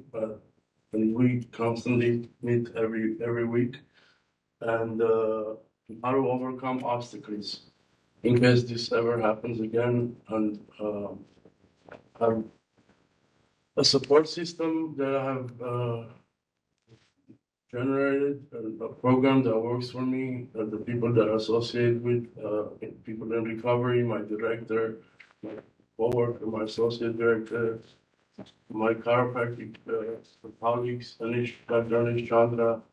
We've been in communication with, and other doctors of chiropractic. And my wife is my North Star. She's my biggest supporter, and my children look up to me. I have an aunt that's also a support system for me. Um, Doing everything I can to get back to my passion, which is chiropractic. And I have grown as a man, and I have gathered tools, coping mechanisms to identify situation. I actually became CBI certified to along with the support service for the clients. We provide CBI, cognitive behavioral intervention classes, 10 days that I facilitate.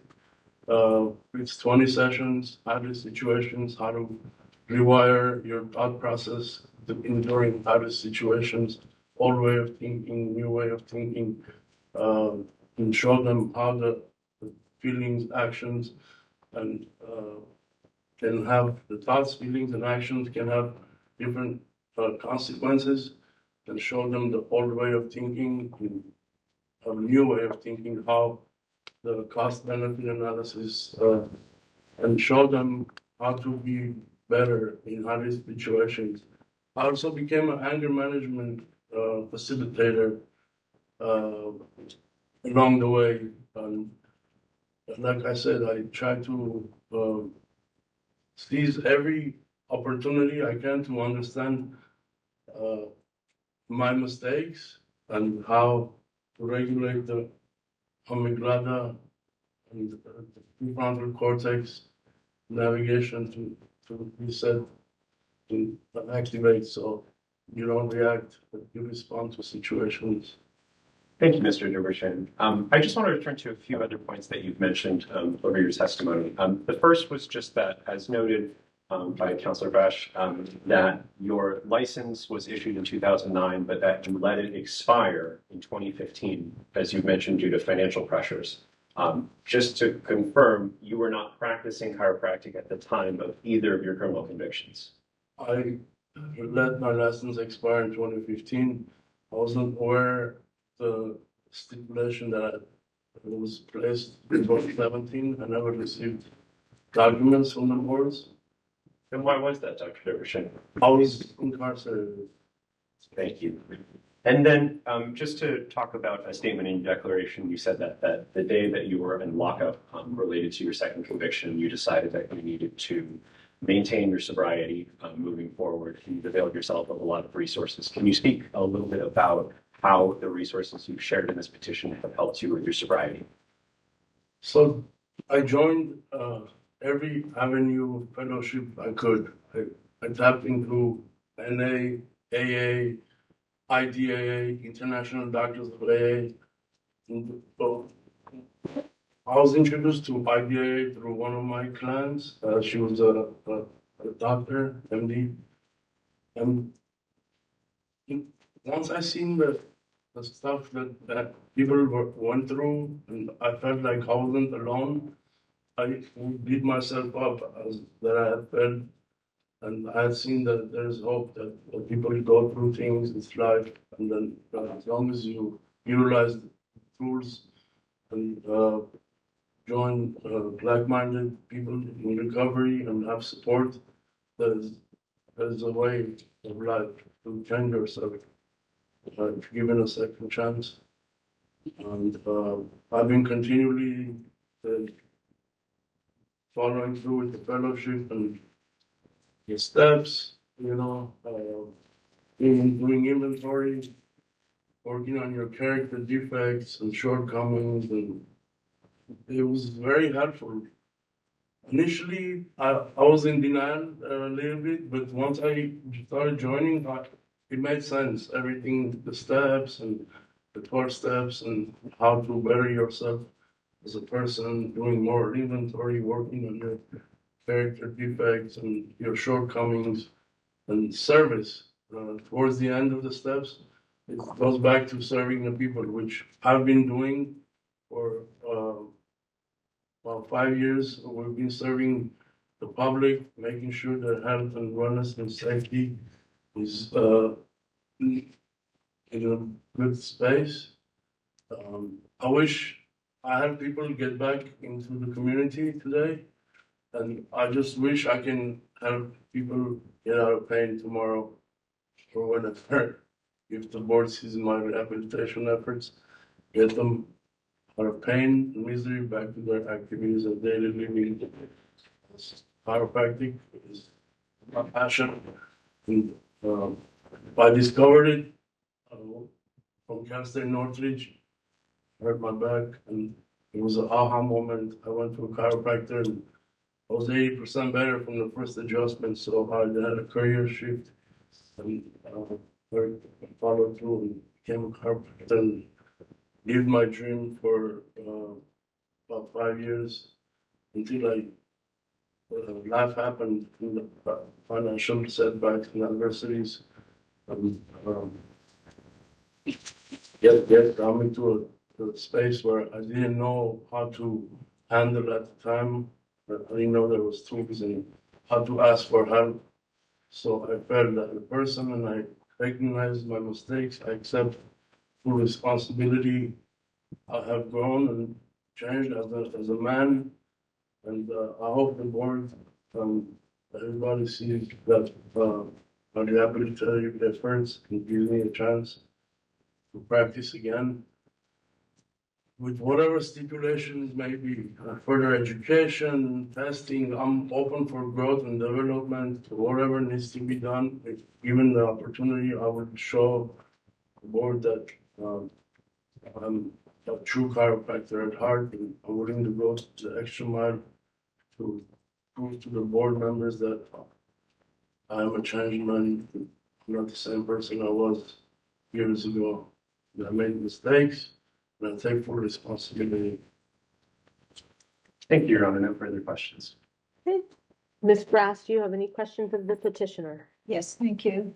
Good morning, Dr. Gervitman. Good morning.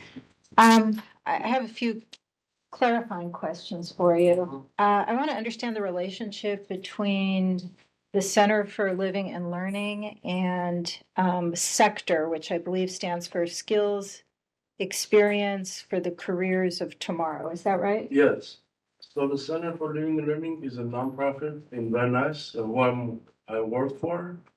And the sector, Skills and Experience of Careers of Tomorrow, is a grant funded by JCOT, Justice Care and Opportunities Department, which is a LA County contract that we have. And I'm the program manager for that program at the center. And we provide cognitive behavioral intervention, training opportunities, supportive service, and employment services, job readiness, and we make sure they keep the jobs that they get. For 1 year, we follow them with check-ins and make sure they're successfully join the employment. So you said you're the program manager. Is that for sector? Yes. Okay. And was that your second or third position with sector? So initially, I got a TSC. I don't know if the board knows what TSC is. It's temporary subsidized employment through the county office. Since we were have had public benefits, there was an opportunity presented to the welfare office. So I took the initiative, and it was 10 months trial period. So I started as a temporary subsidized employment in January of 2020. In November of 2020, the director gave me a permanent employment after the 10 months was over, after she seen my work that I would do for the people. And I became an employment specialist. And then January of following year, 2021, the sector grant is when it started. So I was a career coach at that time.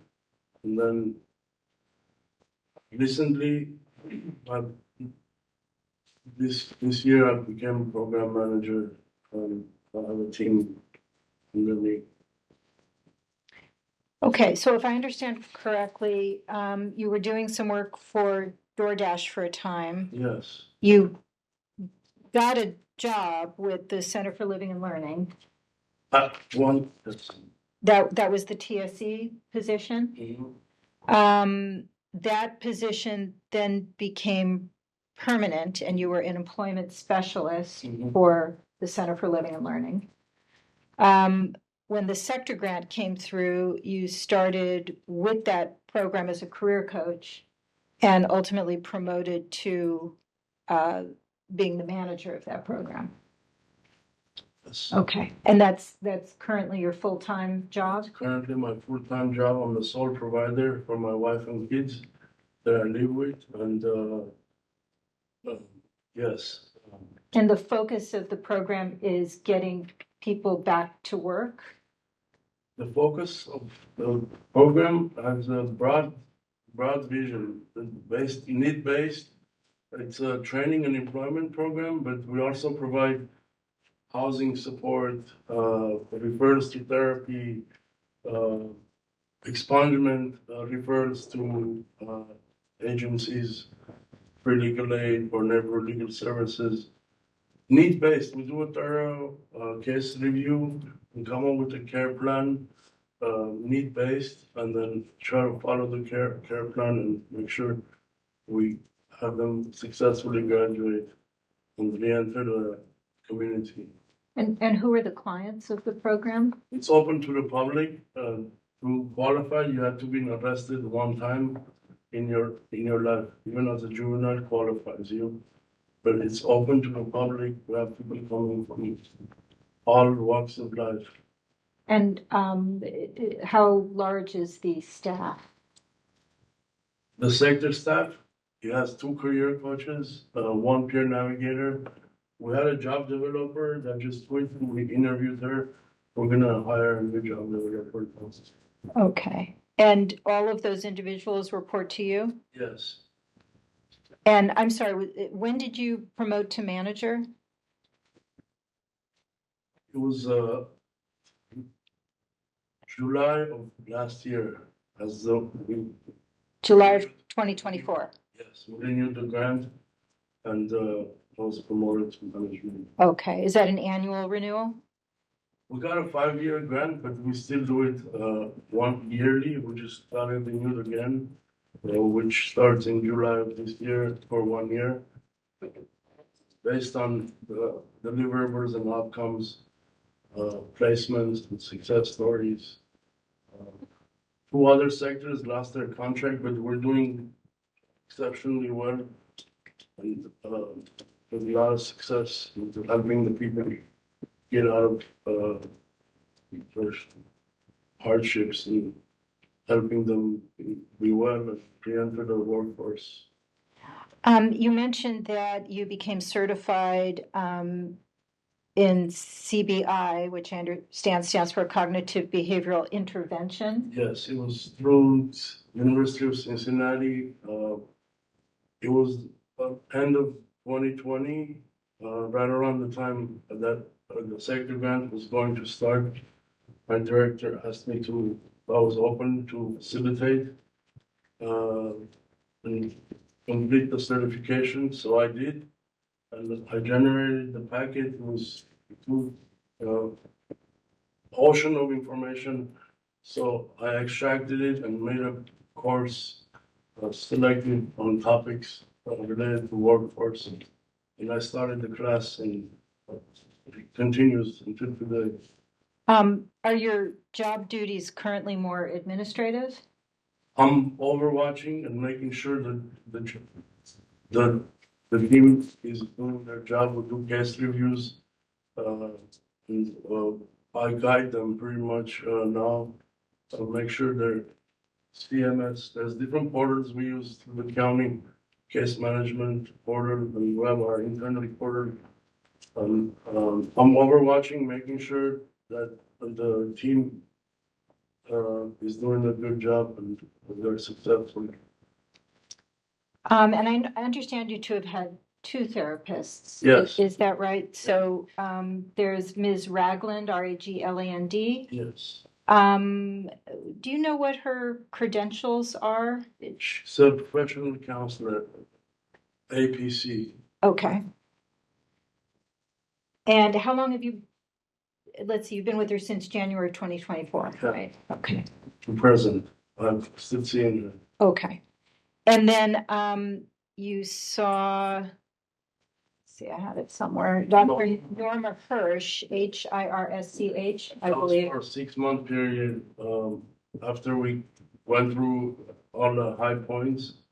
And she felt like I was in a good space, so we stopped for some time. And I just wanted to continue, so I joined again with Tracy just to have support, the life support actively. I believe it's healthy for everybody to have someone to talk to because we go through life and sometimes you need to vent and get out like situations. It's healthy for everybody to have a support person or anybody to talk to. Just share your feelings, you know.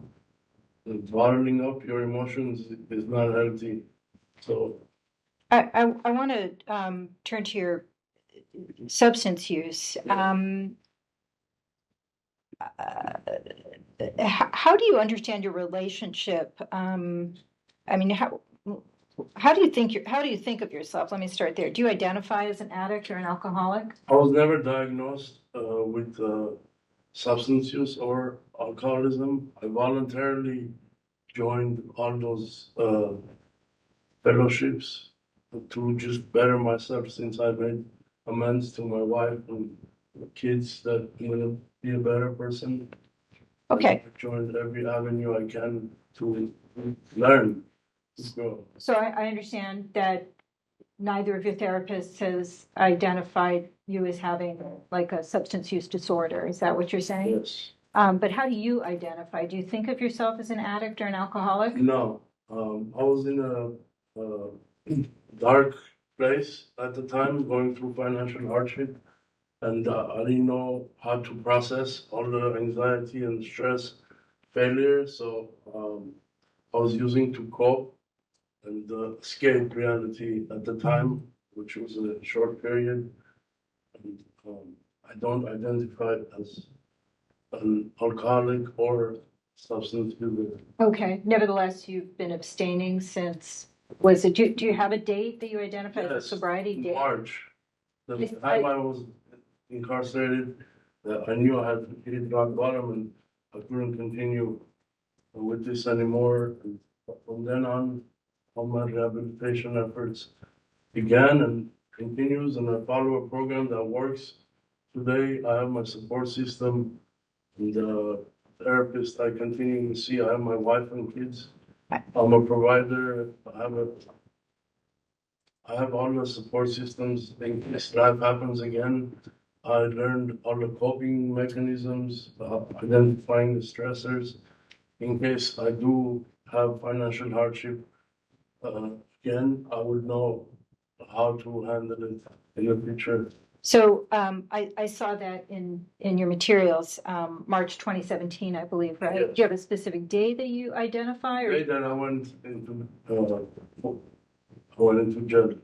Okay, so you don't know the specific date, but No, but that was that day that I was taken to jail. okay. And have you abstained from drugs and alcohol? Yes, And is that your plan going forward? yes. Um, Nevertheless, you attend 12-step meetings, I correct? do. And I know that is an issue sometimes with people who don't identify attending meetings. How does that work? It in is. your It's weird community? because you have to start off by saying I'm an addict, and I always have a hard time sharing starting like that. I have brought it up to their attention. You guys have recovered. Why are you starting off as I'm an addict? And I still haven't understood that part. And so I'm just learning as everybody shares. And I'm learning from their experiences, how they overcame their obstacles. It's a learning experience, just food for thought. You hear people sharing and how they fought their adversities, and you learn and better yourself. Have you experienced any cravings or suffered any relapses? No, I have not. So what do you get out of 12-step attendance? I get everybody, there's a speaker, a new speaker every Sunday, and every person has a different story. So they share for about 30 to 40 minutes. Basically their life story, how they failed and how they overcame. So every session that I attend, I learn something new because every person has a different life story. And it's open for sharing at the end if you want to share yourself, but it's like a school of information that you couldn't get anywhere else because it's hard to share your failures, right? So I have a few more questions. I'm going to try to keep you focused on the questions so I can get through them. Sure. And give the board members a chance. Have you worked with a sponsor? I do have a sponsor. So that's a yes. Yes. And do you sponsor anybody? I don't. I have not developed that level of expertise yet. One day. Okay. And you've worked the steps with your sponsor? We started on some of the steps. I studied the steps myself, but I haven't actually worked the steps all the way through. But we have worked some of the steps. Okay. Do you have a regular home meeting that you attend? No, but I meet on Zoom on the Sundays because I work full time and it's hard. I'm the only provider for my wife and kids, so it's more convenient to do it on Zoom. So you attend a variety of meetings on Sundays? Now I just attend one meeting, the one that I've been attending for over a year now, since January of last year. Okay. Do you regard that as sort of your home Yes. community? Yes. When you were using, what were you using? I was using marijuana and methamphetamine. And did alcohol also play a role as a coping strategy for you during that time? Not so much. Not so much. I've heard you talk about your openness to what you called any stipulation, which I understand you to mean you're agreeable to any conditions of probation that the board would apply. Is that right? Yes. And how would you feel if the board applied drug and alcohol conditions to you, given that you don't really identify as an alcoholic or addict? I'm open to any stipulation the board feels that's needed. I'm open. And just one final question. What have you substituted as a coping strategy? Being with family, coming to a dinner, having time with my family, spending time with my kids, transferring my knowledge. I have a 13-year-old son, 9-year-old daughter, just spending time with them and spending time with them on the weekend, taking them places, just family time. Since I got a chance, my wife, she gave me a chance, and separation from wife and kids is a hard thing. So since I got that chance, I've been the best version of myself. So I don't lose that chance, and I get joy spending time with my wife and kids and transferring from my strengths to my children. My son is the magnet. He's gifted. So I'm proud of him. He just got 4 awards, and just all the family oriented things. There's a lot of separation today in life, and that breaks families and breaks the children's core. Okay. Let me stop you there. I want to give the board members an opportunity. Thank you, Your Honor. Thank you, counsel. Dr. Adams. We had this, I think, I'm just holding off on. I thought we'd let you question the petitioner and then. I apologize. Go ahead. Then we can call the witness afterwards. Okay, That's fine. sounds good. Let's start with Dr. Paris. I have no questions, but I would like to congratulate you on your rehabilitation efforts. We see a lot of petitioners that improve themselves and their own lives, not as many that seemingly have so much impact on the lives of others and helping other people improve their lives. So congratulations. Thank you, sir. Dr. Daniels. Hi.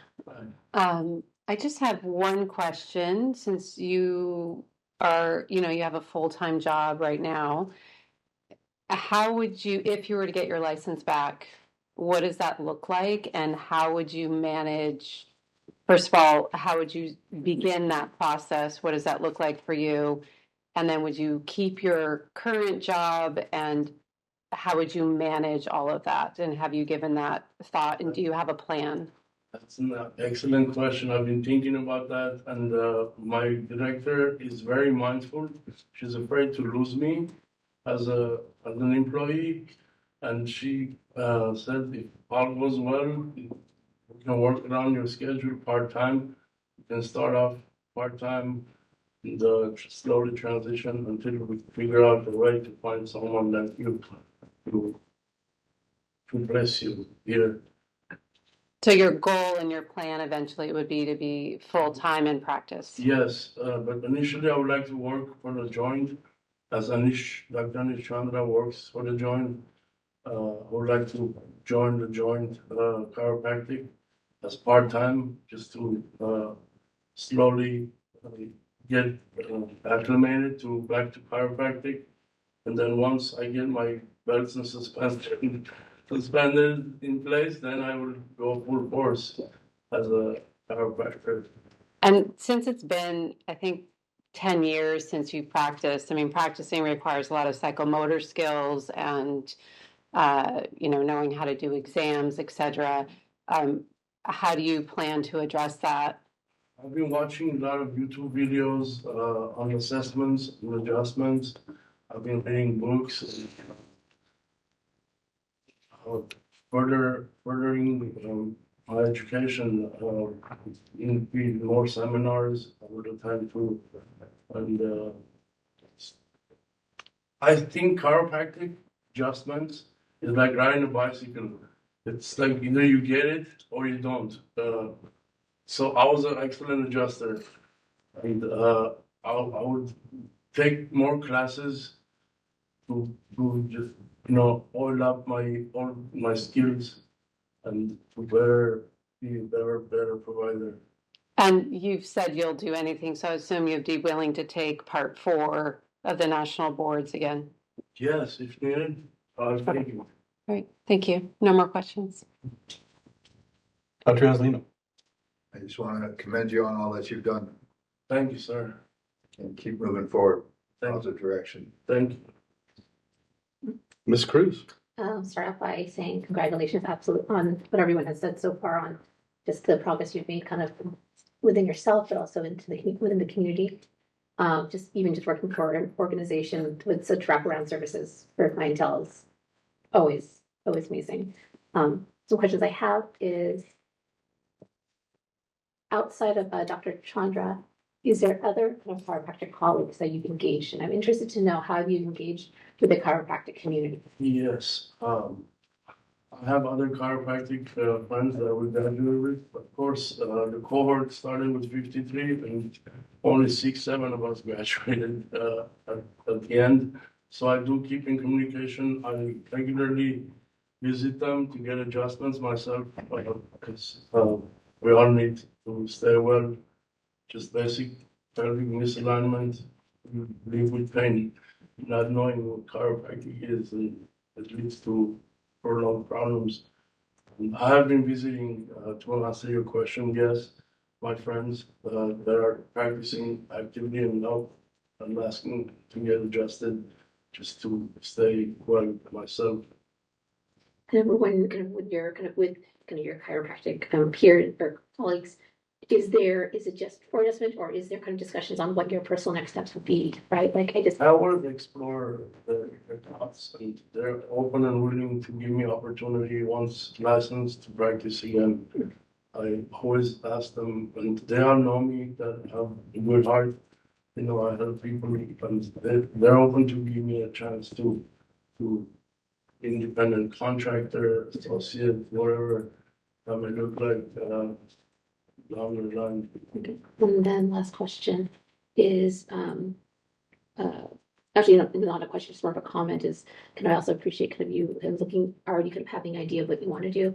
Like, for example, with the joint, it being a, what's it called, a private paid type of organization where, right, you don't have to deal with insurance. So it just kind of, I appreciate that you have. Thank No other questions. Thank you. Again, I commend you for your efforts thus far in your rehabilitation. And this is kind of a quasi question also for your witness, and that is that, that's your plan for employment in chiropractic. And perhaps you've had a discussion with them about the disclosure of your past convictions and your loss of license. And if your license is reinstated, that you would likely be under probationary circumstances. And is that going to jeopardize your employment, having to disclose that to any patients that you'll take care of in your employment? I'm not gonna lie, I don't know the answer to that, and I would be transparent, and if it becomes an obstacle, I'll try to find other avenues. But again, transparency is strong, and if you're upfront and personal and openly share, somebody can understand you and give you a chance. You can knock on 10 doors, one of them open. Yeah. Well, perhaps we'll get an answer to that in a moment. Yes, sir. And so you're getting therapy weekly, Yes, and your intent is to continue that? yes. Okay.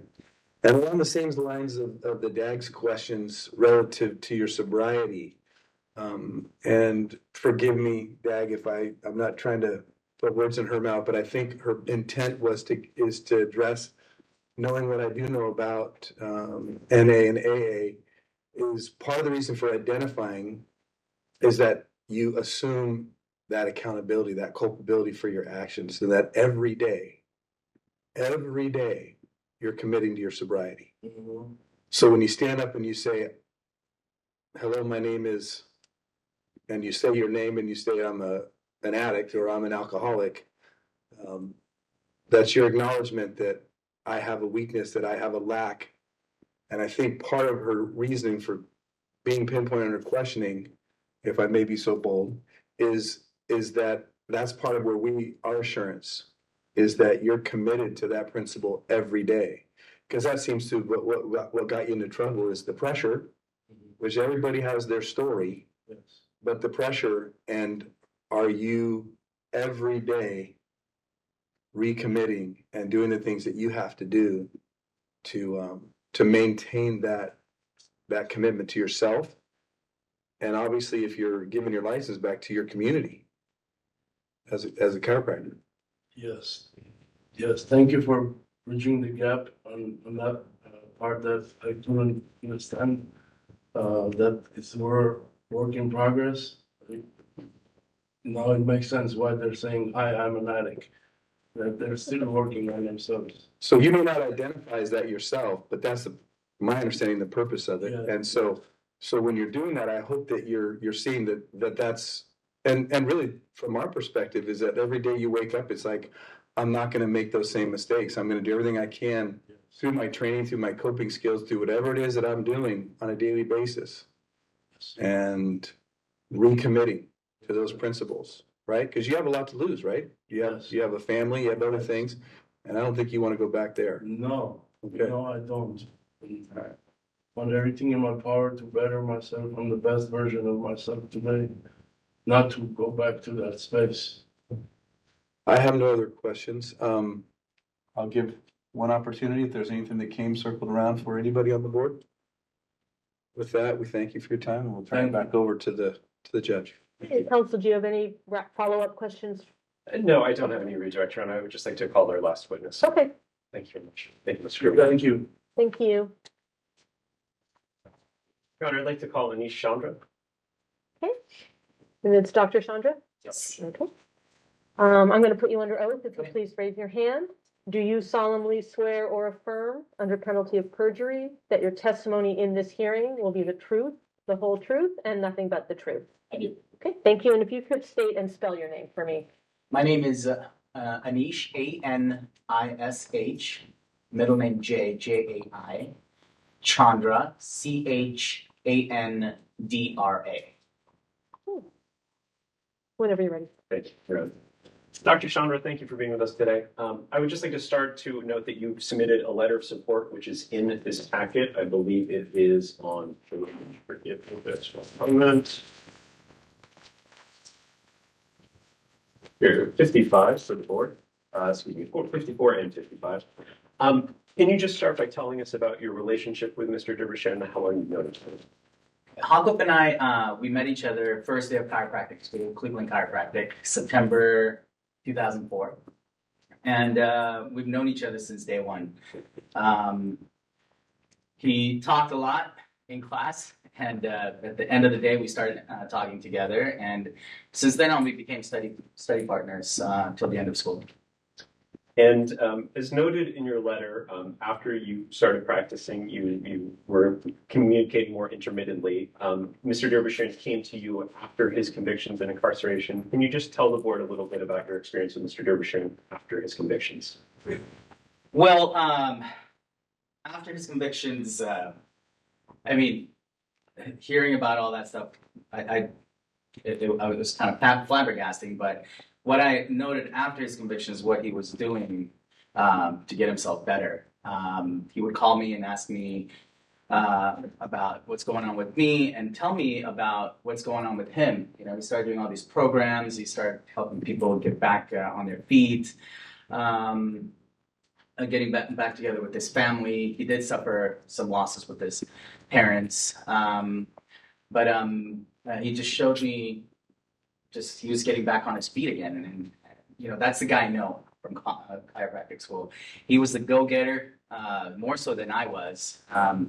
And he had a focus and a direction, and he got there in school. And then he showed me that again after his incarceration.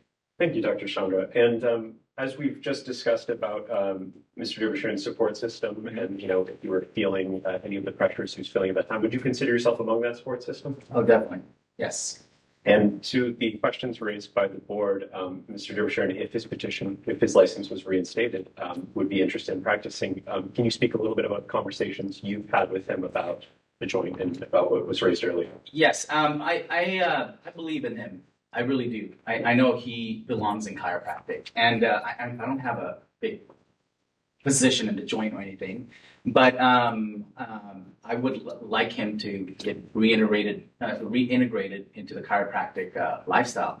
If the joint presents him with that opportunity, I want him to take it. The joint system, I think, I wish it was available when I first got out of chiropractic school, because it really shapes us up, gives us the opportunity to provide care to the community at the same time compensating us. You know. So, anyways, I've been with the joint for about 7 years, and I have a lot of people that I communicate with. And once he's back into the chiropractic game, I was hoping I can integrate him into that process. Thank you very much. No further questions, Your Honor. Okay, Ms. Brass, do you have any questions for Dr. Chandra? I'll defer to the members of the board, Your Honor. Okay, Dr. Adams? Let's go down the line. No questions. So here's Dr. Ferris. No questions. No questions. No questions. I have none. Okay, Thank you. thank you for your testimony. We have no further witnesses, Your Honor. Okay, thank you. No further evidence, so we'll have just closing remarks. I don't have a lot to say, Your Honor. I just want to commend Dr. Derbyshire on his obvious humility and candor. It looks like a meritorious petition to me. We would just like to thank the board and for the Office of the Attorney General, the Office of Administrative Hearings for the time and the consideration of this petition. Okay, thank you. Thank you, everyone. The matter is now. Steps. I'm going to be good for you. Okay, we're off the record. Thank you. Thank you.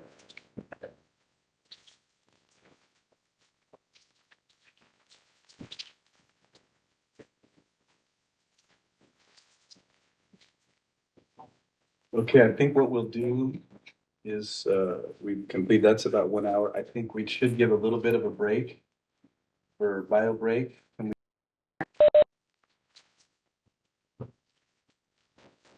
We're now back in session. our final petitioner, and I'll turn the time over to Judge Reichman. Thank you, Dr. Adams. We are now on the record in the matter of the petition for reinstatement of surrendered license of Vicente Eduardo Lujan.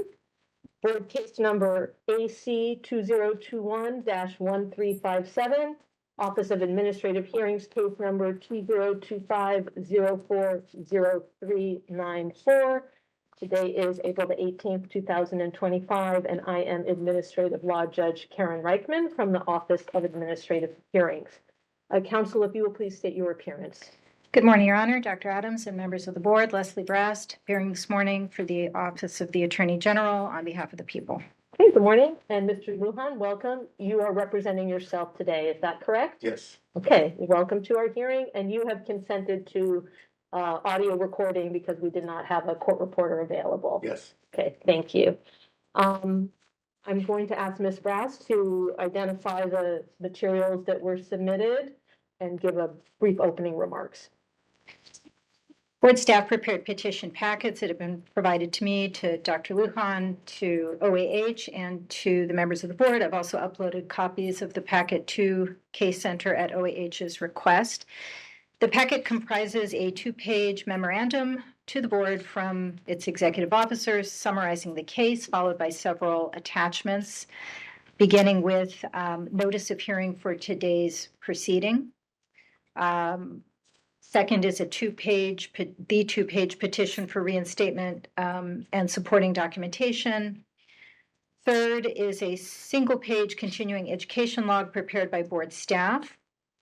Fourth is certification of Dr. Lujan's license history with the board. And finally, the packet contains the board's decision and order adopting the stipulated surrender of Dr. Lujan's chiropractic license effective March 8, 2023, and also attaching the underlying accusation matter. I ask that the packet be admitted in evidence, please. Okay, Mr. Lujan, did you have the opportunity to review those items already? Okay, and do you have any objection to anything in that packet? No. Okay, so that petition packet is marked and received into evidence as Exhibit 1.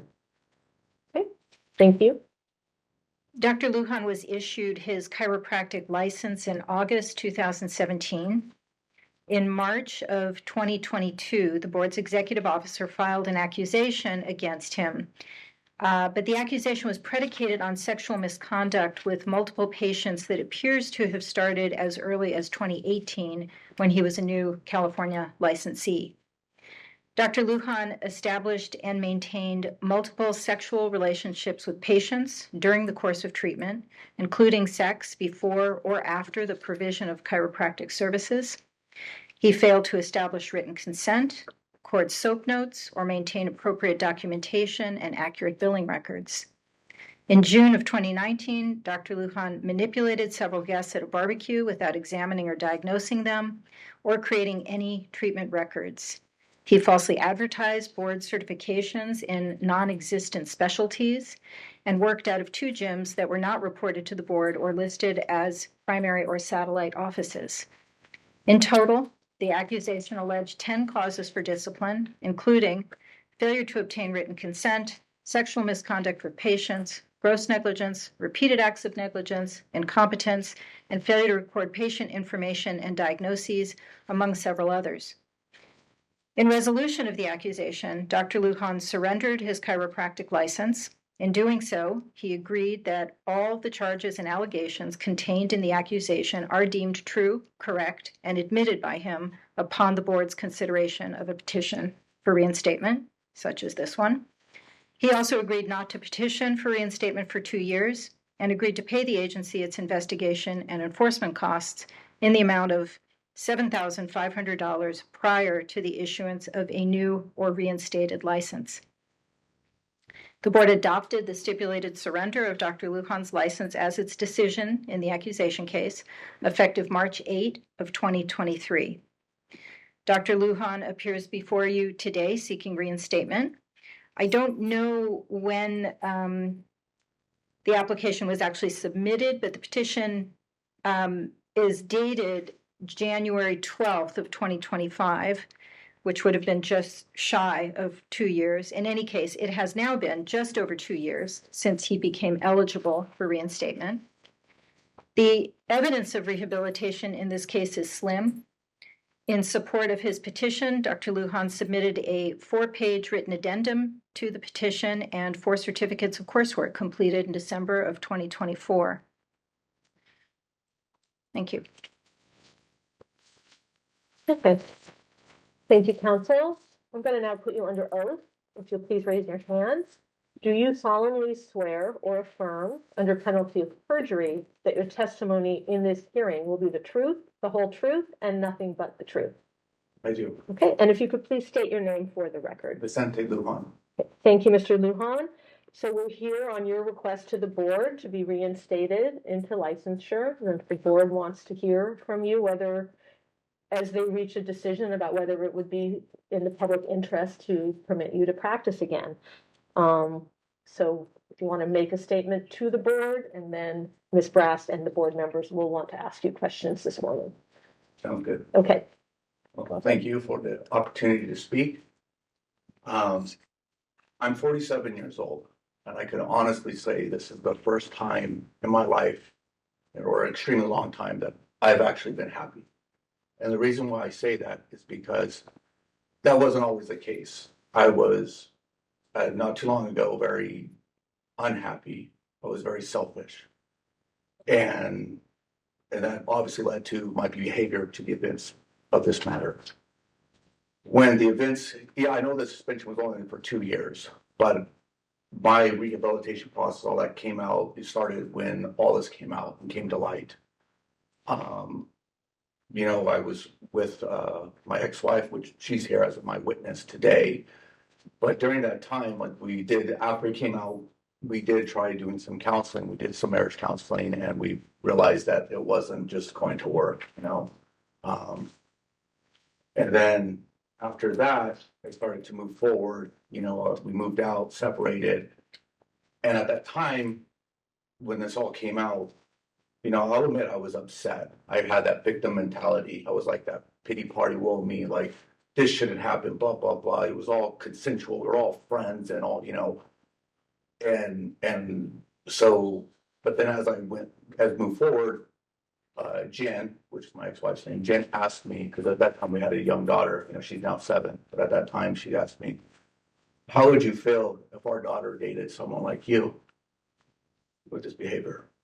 And I think I probably said something along the lines, I'd probably like to kick the crap out of him, as a father. But that really thrusted me to really want to change.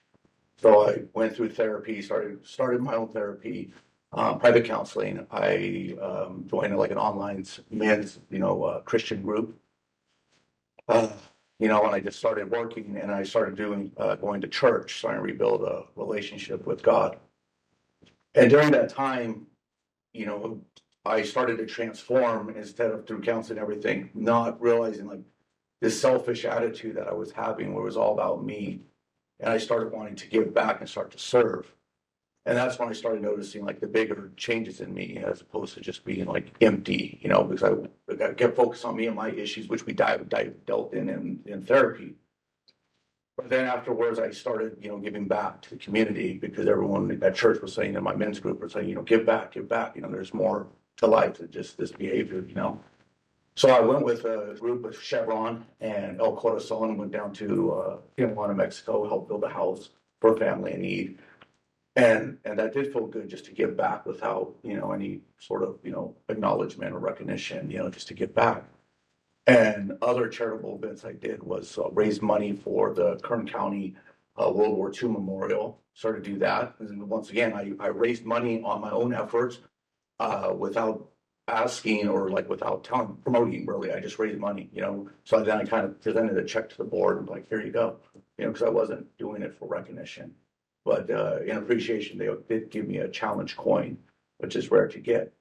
And then I also raised money for the Kern County Honor Flight just this past year. So there's other events and charities I started doing, but I noticed I started to feel better about myself by giving more, and And through that, I started to become a better friend to Jen. I started to become a better dad, more devoted dad. And then so with that, I wanted to keep that relationship with my daughter. So she's in first grade right now. But starting last year in kindergarten, I volunteered every Wednesday in kindergarten as well as in first grade. I still continue to do so now every Wednesday for the day. And you want to talk about stress, dealing with little kids running around and, Mr. Vice, Mr. Vice, Mr. Vice. But and this year, because Jen's a teacher, so she works early and stays late. I take my daughter to school every day, and I pick her up every day, and then I take her to all her after-school activities. And doing so with that, it just made me feel better by being a better dad, like say, to give back, because in a world where I was just so selfish and everything was revolved around me, then I just realized, like, no, it's not to give back to the community, give back to become a better man, a better person, a better dad. And so, yeah, so what, like I said, so this has been a process way beyond the 2 years, just been working and, going through this. And I still been continuing efforts to remain going to church, involved in my men's group online, and keep working forward as that. And I will say that during this process, yeah, it was hard, and it was a lot of, inner looking and facing my demons. And and I don't know what the process will be after this, whether I get accepted or not to get my license back. But what I can say that I'm proud of is that reestablishing my friendship, and I became best friends with my ex, who obviously had every right to never speak to me again or to take our child away. But by showing those efforts to her, we became friends again, and I became, like I said, a better father. And that to me is the most important thing, was to just win her respect back. That is all I have to say. Okay, thank you. Ms. Brass? Thank you. Good morning, Dr. Lujan.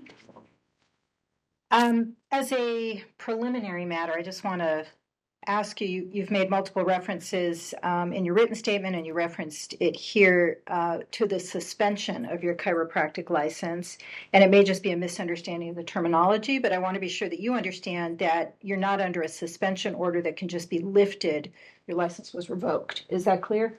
Okay. Are you, or have you ever been licensed as a chiropractor outside of California? Yes, I have. Where? In New York and South Carolina. And what is the status of those licenses? Expired, I guess. Okay, you've not renewed them? No. Okay. Once I moved out of state, yeah. And where were you licensed first? New York, What year? 2009. And South Carolina? That was I was only there for a year. So probably 2000, about 14, 15. And why did you check the box no on your petition when asked if you were licensed in other states? I always thought that was meaning it was like currently active. Okay. Do you hold any other professional licenses in or outside of California? Like as far as like chiropractic or Just any kind of like license? personal training and things like that. Is that like a certificate? Yes. Okay. Did you earn that after you were licensed as a chiropractor? I have before. Okay. And how have you been supporting yourself since you surrendered your license? I've been doing some personal training, some running coaching, doing some more like stretching, therapy, things like that, just trying to help. But yeah, just wanting to focus on with the personal training aspect. And how do you get these clients? Where do you work with them? Well, I have a reputation in town because I do like a lot of ultra running endurance events, which is how I raised the money for the charity events I talked about earlier with the World War II. Was that the 85-mile run? Yeah. Do you want to say something about that to make it clear? Yeah. Every year for my birthday, I always pick like a local charity since this all came out to raise money to give back to the community. And then for the honor flight, for Kern County honor flight last year, I ran 85 miles and we raised $5,700 roughly, just in a handful of our bets to Washington, D.C., local bets. So I always pick charities typically that are within Bakersfield, Kern County area, so that way I can be a part of, or at least see where the money is going. Okay, thank you for filling that in. So with regard to where you get clients, you mentioned that you had a reputation in town. Yeah, a lot of people in town, prior even to the license suspension, like, when I was a chiropractor, I've had a lot of runners come into the office because they wanted to come see me because I do ultra racing. And so they trusted me with, hip mobility, ankle, things like that. So running, base system, pains and all that. Okay, so I'm still not clear on, how you get paid, where you perform, any kind of work with these individuals. Well, with the running, I lead a run group on Saturdays. So I do that out there and I go over like sometimes technique or just we run milos. And then as far as personal training, just at a gym. Okay, so with the run group, do those members of the group pay you? Only for like running technique and advice and things of that sort. If they want me to specifically like watch their form and go over like exercises and things of that sort to help them perform better. Okay, and how do they pay you? Typically cash. Do you have like an hourly rate? I normally do like $50-$60. So this is a very sort of informal thing that's just negotiated on the it's spot? like, yeah. And then you will also meet individuals at their gym, I assume, or your gym, or No, that gym, yeah. wherever they have membership. Either their membership or at NAS Power, which is a local gym there that my friends own. And is that similarly informal, where you just negotiate a fee? Yeah, just because of, just talking about that. Okay. What have you done to ensure that you don't engage in the unlicensed practice of chiropractic when you're working as a personal fitness trainer?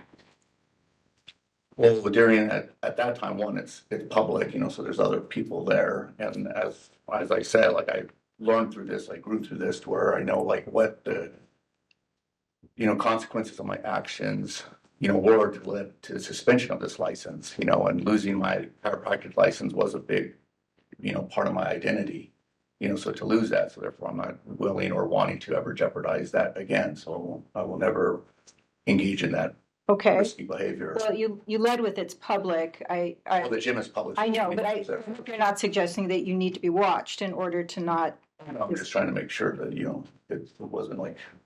Yeah. So how do you walk that line? I mean, you've been trained, you have skills. How do you refrain from practicing chiropractic without a license when you're working as a trainer with individuals? I made public announcements when my license was suspended. I made public announcements on my website, on the blog, as well as I hung flyers up at my at the office where I said, starting January 1st, 2023, there will be no longer chiropractic adjustments. So I made it very, very clear. So anyone who, who's heard about me, reaches out or email or a text asking me like, oh, are you heard you're a chiropractor? I just say, no, I don't do chiropractic anymore. So I just stop it. Would you agree that it would have been clearer if you had announced that your license had been revoked? Yes. Did the use of drugs or alcohol play any part in your misconduct? No. Have you ever had an issue with drugs or alcohol? No. Have you identified any other addictive behavior or mental health issue, like a sex addiction, that might have caused or contributed to your misconduct? No. How then do you sort of explain your misconduct to yourself? How do you understand it? Well, through therapy would you guys like me to go through what we talked about? Or? Well, in your statement, you write, there are many reasons why you acted unprofessionally. And you say you've worked on the root causes through intensive emotional therapy counseling. Right. I think what the board is interested in knowing is what have you learned? What are the root causes? What is the insight that you have gained? Well, going through the personal in a sense, but when between the ages of 8 and 10, I was raped weekly by my male cousin, older cousin, who was my babysitter. During that same time, my older sister was molesting me. So that obviously at that young age has screwed up a lot of, relationships just with myself as well as, girlfriends and all that stuff. And so then combine that with some abandonment issues that I've had with my mom, when these events happened with these girls, these women came into my life, it was almost like that attention. It was almost like my therapist was talking, it was like validation, so to speak. I get that validation, that outside that feeds my ego, and therefore it was about like some sort of like control. I can control this aspect because I was not in control as a kid while being raped, being molested, and my mom issues, like I said. And so that's what we had to go through, is go through that, which was, really, really hard. And that's why I was referring to my intense therapy, was just understanding that and breaking through that, just like made me feel better, made me understand like why I did what I did, to like, and then move forward with that. Because, even though I accept full responsibility for what I did, but it was insightful for the therapy aspect.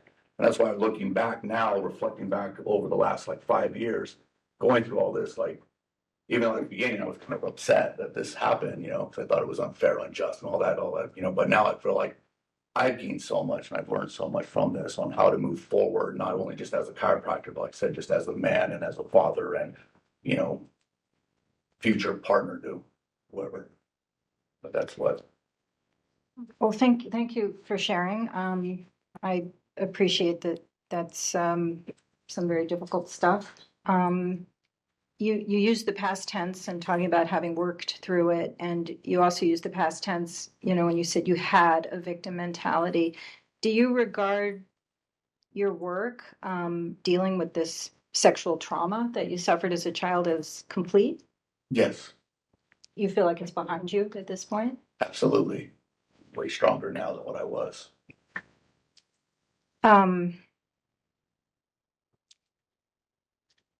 You indicated that, well, let me get a little more information from you about your counseling. Can you say more about who you saw, what their credentials are, and for how long? His name was Thomas Fowle. That was the first one I started with. Can you spell it for the record? Thomas, Thomas, and Fowle is Haul. Fhaul? Correct. Okay. Do you know what his credentials No, were? I don't. He was referred to me by another therapist I was seeing at the time, because he specialized more in childhood trauma. He's in San Francisco, so we did weekly Zoom meetings. Okay. And how long did you see Mr. Fowle? For about 4 months. And that was weekly? Correct. You said did he specialize in sexual trauma? Yes, sexual childhood trauma, especially like PTSD. And the other therapist who referred you, was that just a very brief relationship? We saw each other for about 6 months, and as we started getting more, as I needed more support, I guess, then she referred me to him. You indicate that you gained valuable insights and coping mechanisms to better manage stress and maintain your ethical standards. First, let me ask you, do you think stress played a role in your misconduct? No, not like average daily stress, no. And what are the coping mechanisms that, I guess I'm a little unclear. It sounds like you were sort of, by talking about managing stress, I assumed that you were sort of intimating that your misconduct had nothing to do with stress. Childhood, like trigger stresses, anything like that, because it's like difficult for me to watch any movie or show where there's like child abuse or rape, or I can't do that. Like, Okay. So those sorts of, if I have like triggers that's managing that, I could, and through the mechanisms I do use for coping is, with meditation, going to church, journaling, things like that. I imagine your exercise probably helps. Yes, exercise too. I exercise once in a while. Have you engaged in any other kind of therapy, like a group for, survivors of sexual assault or anything like that? No, I have not.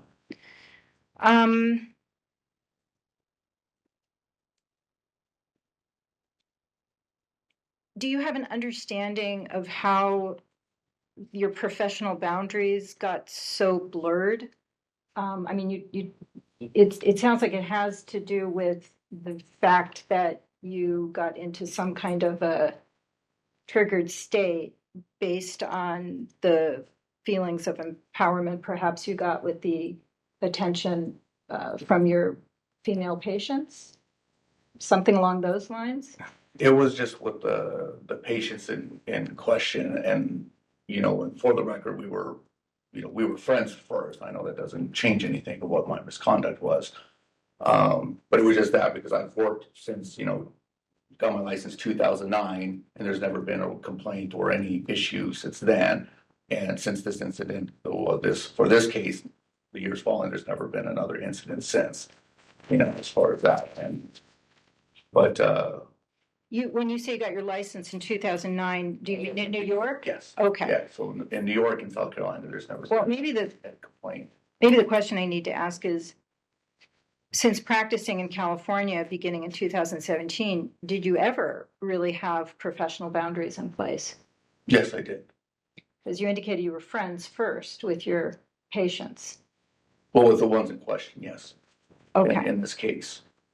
Yeah, we would run together, we would bike together, things like that. We would exercise and do stuff. And then like as they had like whatever injury they had, I would work on them. Okay. And that's when it crossed the line. Okay. I have a few further questions, but I want to give the board members an opportunity. So thank you. Okay. Thank you, Ms. Braff. Dr. Adams. Thank you. Thank you for being here, and thank you for sharing some details about your life that give us perspective. I'm sure that was not easy for you. Why don't we start, Dr. Daniels? Yeah, I just wanted to thank you for being more transparent. I didn't see, you said you're a member of the church, is that correct? Okay. And I didn't see in the packet any letters of support from people that know you. Was there a reason for that? I honestly, when I read through the statement or the application, I just kind of went through the check boxes, like, with my wording. So I didn't know I needed any sort of professional, letters or character statements, anything like that. But I could always provide them if the board does wish. Okay. And do the members of the church know the circumstances around your license The being? men's group, yes. Okay. Yeah, they know about everything. Okay. And then you stated that you're not currently in therapy because you feel that your past traumas have been healed? Well, I stopped therapy with Thomas because of all the childhood stuff. And then, and I'm currently, was referred to another therapist to just kind of start to just for maintenance, just because. And are you still going? Is that? I'm about to. Yeah, I was just referred to a local therapist. Like I said, Thomas was in San Francisco, and I wanted to switch to someone more like in person, like face to face. Okay. So you're in transition of that. Okay. I don't have any other questions. Ms. Cruz? I know in California, because a lot of things referred to as personal training. California, I just want to put it out there. I know it does not require a certificate in personal training, but have you kind of, since this has like been a big part of what you've been doing since, have you, what's it called? Do you do ongoing education around personal training, or is it? Yes, I do. Okay. Yeah. Okay. No, I wanted to check on that. And then also, what's your plan in the event, what's it called, you receive your license again? Kind of what's your plan there? I would like to resume practice. Again, I feel like I'm in a much better mental headspace for like these events that have happened in the past will never happen again, because I know a lot of this is here. And like I said, through the years of work, I'm proud to say, like I said, I'm happy. Even if I never get to practice again, I can say I'm honestly happy because of all this bad transformation. Because if this didn't happen, I wouldn't be in this mindset today. Sorry. Go ahead. Do you plan on setting up your own brick and mortar, kind of? Yeah, reestablish an office practice again, do that, and then and I would set whatever measures in place that the board would deem so, whether guidelines or whatever things they would need to do. And how have you kind of since engaged with the chiropractic community? I really haven't. I mean, except going to like continuing education, seminars, and then one of my buddies in town, he's a chiropractor, so we get together once in a while, and just like, just talk about whatever, but that's about it. Is he aware of kind of where? Yeah. Yeah. Yeah. Thank you. No more questions? Dr. Azzolino? Yeah, several questions. Thanks for being vulnerable and sharing your life story there. Did this therapist discharge you or state that you were completed with your work with him? Yes. He did. Okay. And correct me if I'm wrong, I'm not seeing a letter in the record to that effect. No, I did not provide one. I did not know I was needed one. Okay. Like I said, I just kind of. But you feel you're fully healed from whatever led you to this behavior, absolutely. But the childhood traumas probably will always remain. and you haven't done any formal therapy around sexual addiction or anything of the sort? No, I have not. Okay. Yeah. And you feel that's not necessary, is that correct? That is correct. Okay. Additionally, in here, you said you completed other chiropractic related coursework such as nutrition, functional neurology, and whatnot. I'm not seeing any references to that in your packet. Just I provided the continuing education that I did, and that was it. The 48 hours. I didn't provide all the extra nutrition stuff. I just stated it, what I did. Okay. But I could provide that to you if you would like. So I'm clear, there are additional courses that you did take that you did not provide in here? Correct. Okay. All right. Thank you. No further questions. Dr. Pears? No questions. I have a couple here.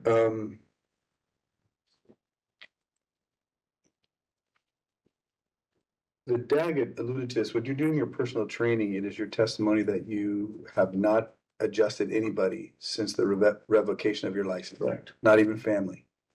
I have, yes, family, yes. Like my ex-wife. Now you understand that even though it's family, that's a violation of your revocation of your license. I wasn't aware. Yeah. Okay.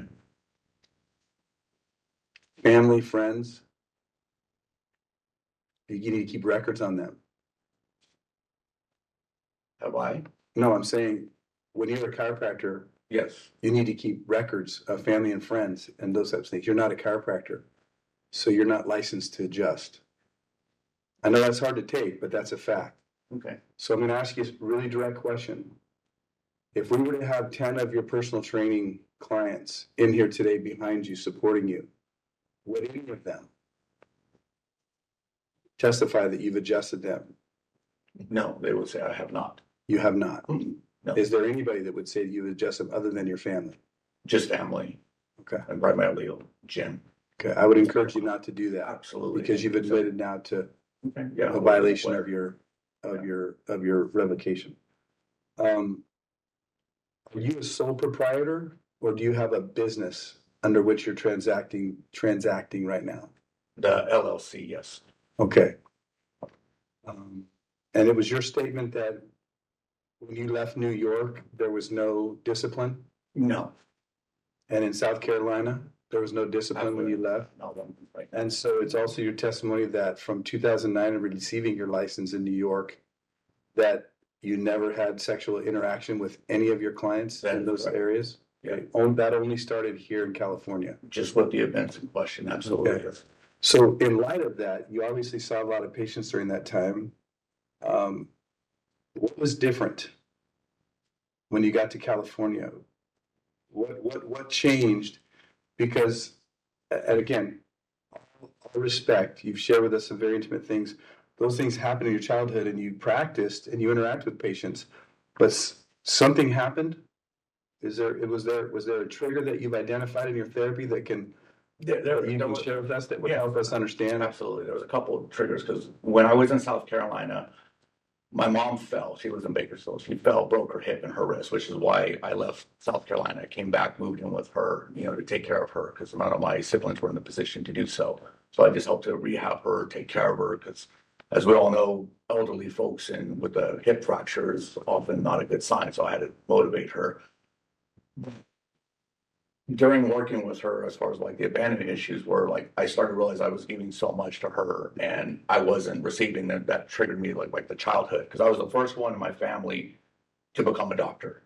You know, I graduated NYCC and not one of my family members came to visit. I didn't even go to my graduation because not even my mom or my dad, you know, who are separated, like nobody made an effort to come, you know, so I didn't feel validated at all. So I didn't even go to graduation.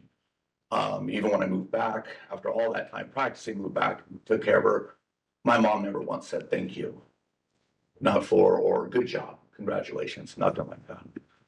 And, you know, and so that was a triggering kind of stance too. So then eventually when I did get my license back and started practicing again, that was, even though it was like a year or two later after that, you know, and then that was part of the issue, you know. So then I think that's when I felt like I wasn't worthy or anything like that. And then, you know, and then Jen and I, we had our baby, and after the first year, we, I wanted to, you know, start doing date nights again because we were kind of having our little problems, and she kind of struggled with that because, you know, and therefore, because I would ask her like, you know, let's have grandparents watch, let's have date nights, and so I didn't feel I was getting what I wanted either in the marriage, and then with this, so then when these group of, because we're all friends, all those girls are all friends with each other, and so we knew each other, you know, they started giving me like that like attention, and you know, and it made me feel something inside, like oh good, like, you know, I'm kind of worthy of something, you know, and then it just obviously crossed the line, and you know, but after that, like I said, that's why I wanted to get the work done. So that you have to understand, that's a common thing in a doctor-patient relationship where they adore you, they give you, but that can't be, you know, that line is there, and you knew that in chiropractic school, right? Correct. You knew that going into it all along. So what I'm trying to ascertain is, because that can happen again. It won't. And you're gonna and you have to, you know, what's the guardrail that you have that say, you're telling us it won't, but what's your guardrail in place that's gonna assure us? The only assurance I can give you is through the therapy, through the work I have done. I am a changed individual, you know, and that's why I did bring Jen here as a witness to testify to you guys to show that I have changed, you know, and I have changed. I've worked hard through this, and you know, and if somebody was to either flirt, hit on me, whatever the case may be, it's a simple no, and anyone who would flirt with me, I would stop them from being a, you know, patient. I'd literally stop that. And you said your therapist, I'm kind of surprised at this, that your therapist never recommended a support group for your abuse. They never said you should probably get into a support group and continue. He just advised me to get into a support group, which is why I started doing like the men's group, you know, but not. He didn't say specifically. No, because we were working together, because he was a childhood trauma specialist, so he was, you know, we were working with that, you know, so. And this new therapist that you've been referred to, is that a therapist that is going to continue on this line, or are you talking about just general therapy? Well, part general, but definitely through this to make sure everything's still in check, to make sure, because she knows about all this stuff too, because we had a consultation.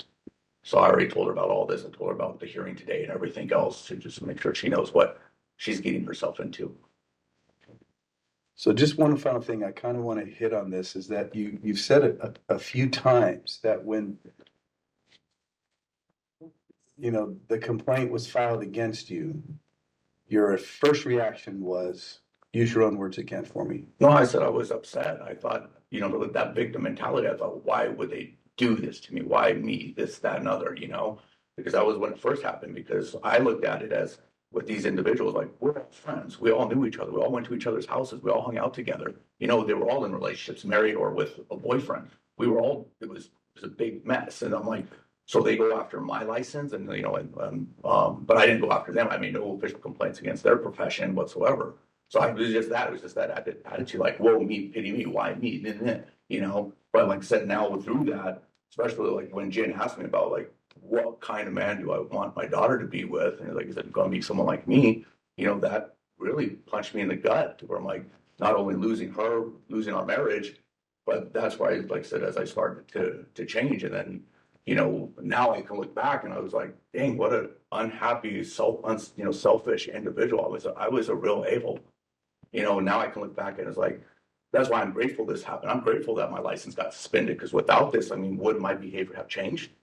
If like they didn't report anything, or would we have continued these affairs? Maybe, maybe not. But because of this, like I said, I am truly grateful that this has happened, because I know I am way better of an individual now than what I was years ago.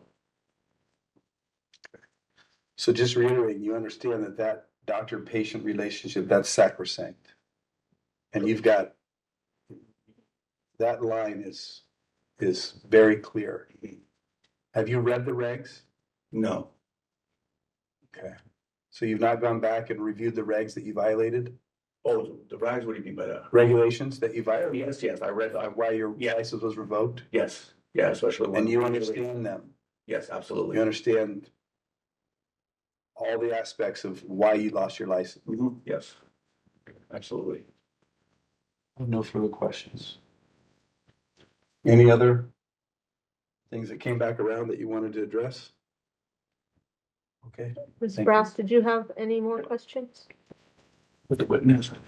We'll get to the witness. Okay. No, No, thank you. okay. Did you have anything you wanted to add? Okay. You want to call your witness? Yeah, this is my witness. Great. Jen. Well, come up. You can stay.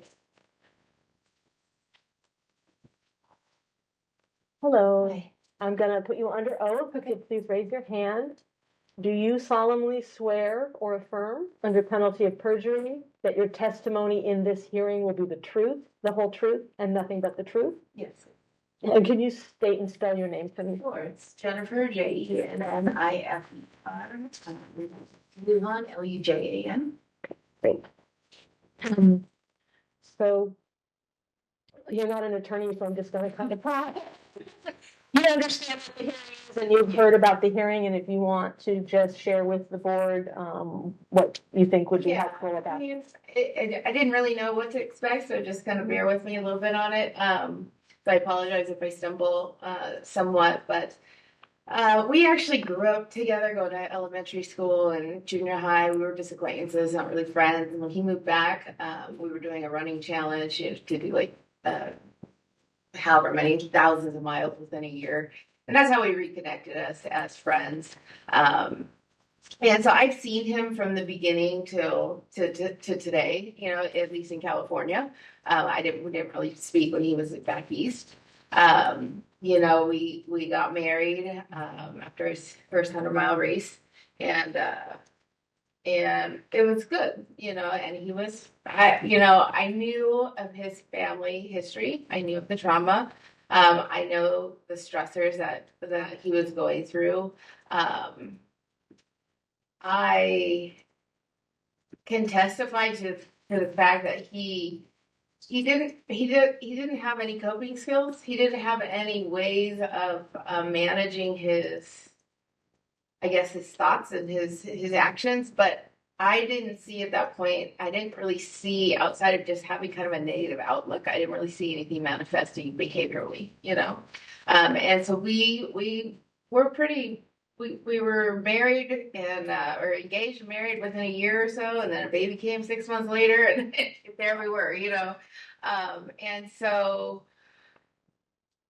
I think as a wife in general, you can kind of tell when things get off a little bit.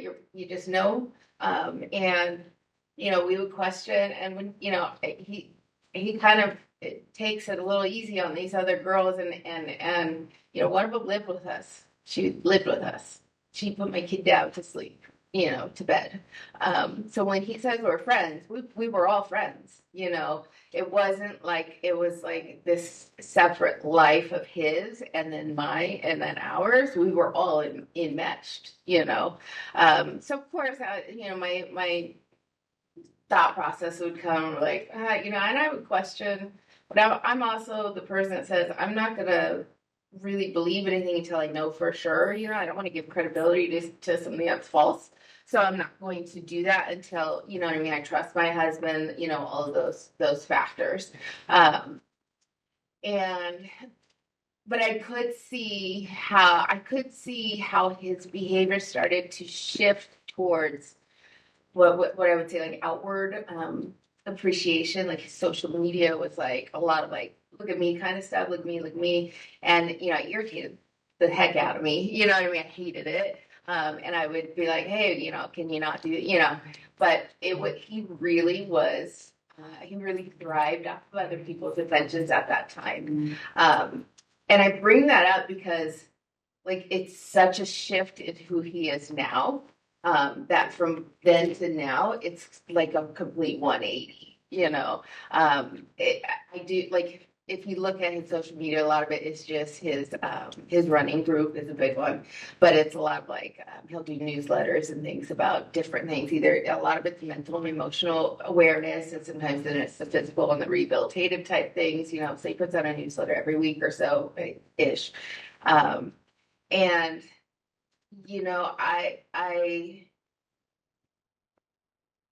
would say the key word before this happened is he was very selfish, very selfish. The key word that I see that if I were to give him a word today would be that he is responsible, or trying to think of the right one, but like he is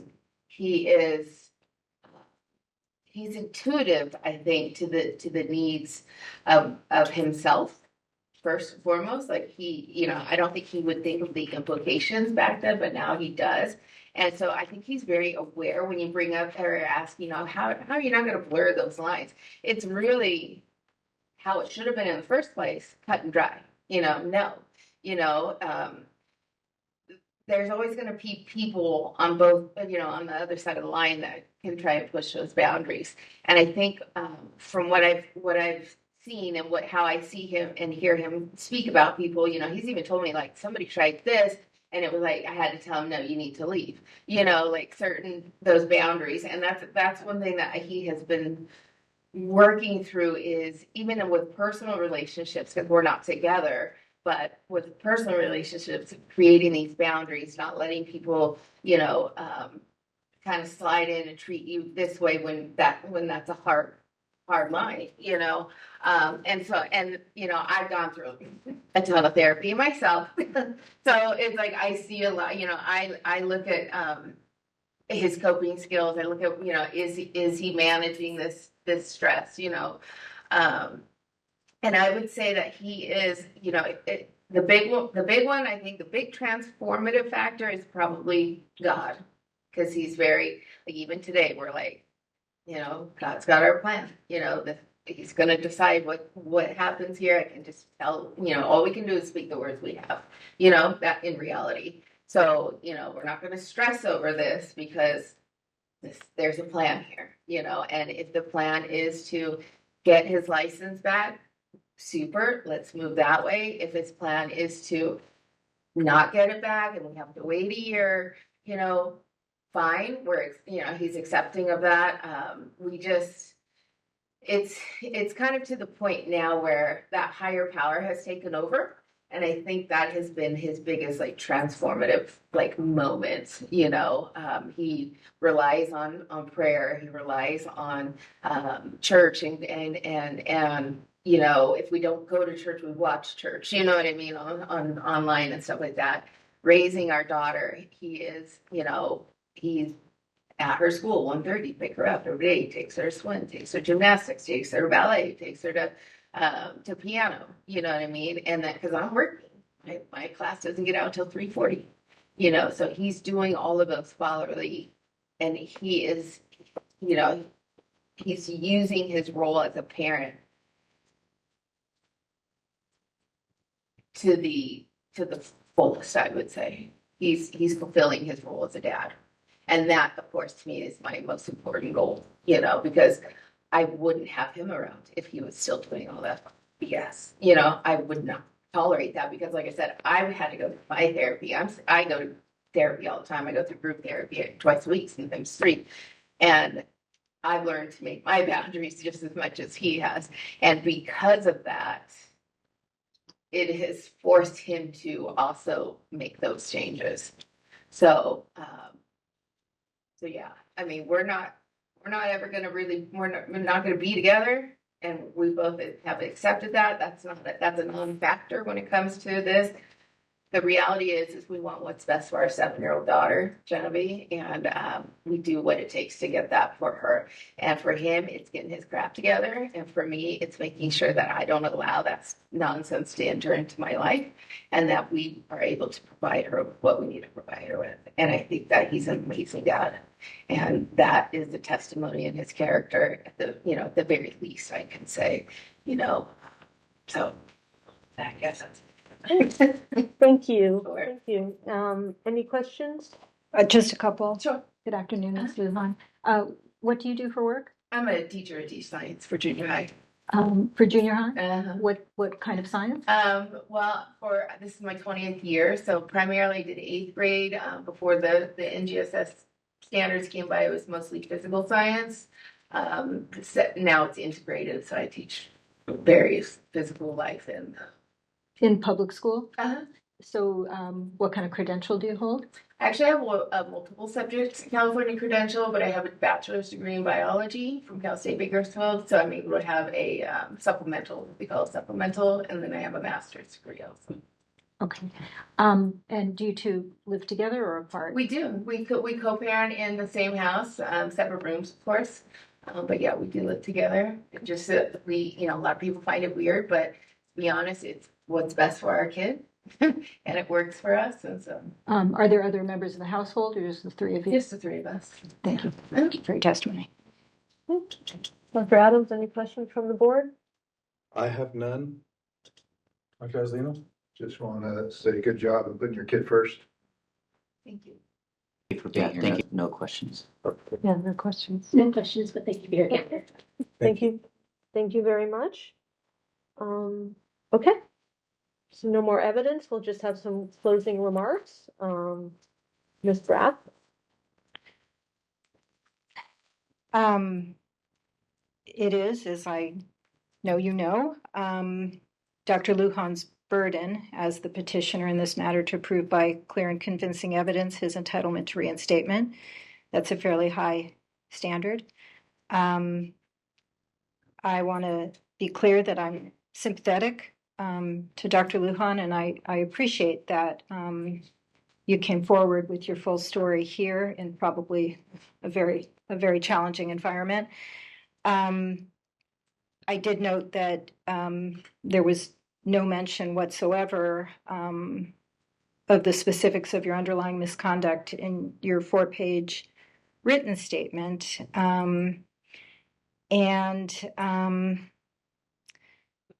I do feel there is a certain lack of transparency here, or some difficulty in fully accepting responsibility. I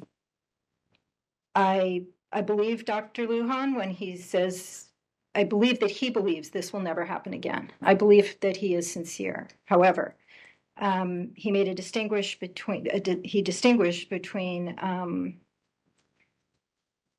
his childhood traumas that he acknowledged will probably always be there, and then asserted that he's healed with regard to the misconduct. And I don't believe those things can be separated. I think they go together.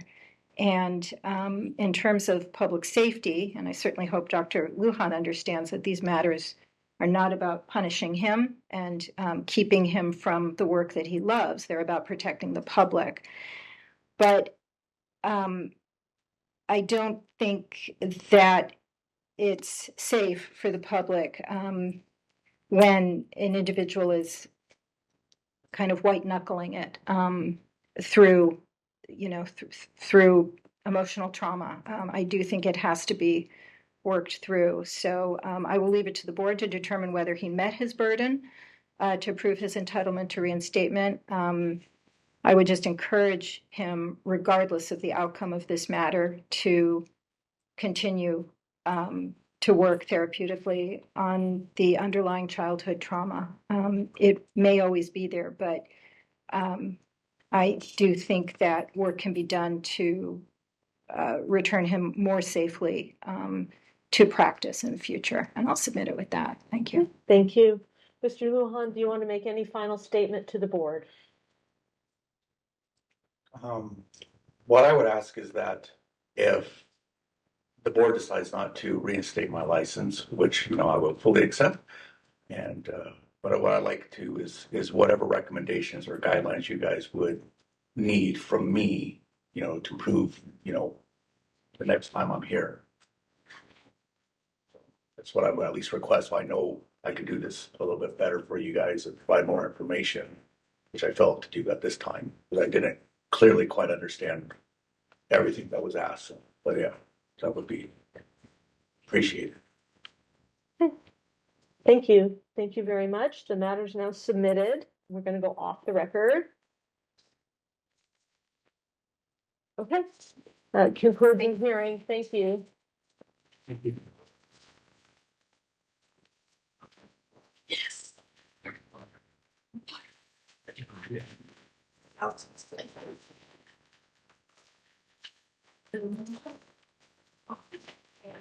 If there's no concern, I'd like to go immediately into closed session if we can. Can we go 5 and go? Five, we can 5 and then come right back in and go right into closed session. Everybody a chance to get out? Yeah. Oh, yeah. Yeah. All right, we are now back in session.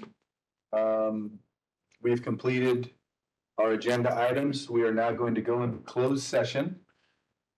And we will adjourn out of closed session.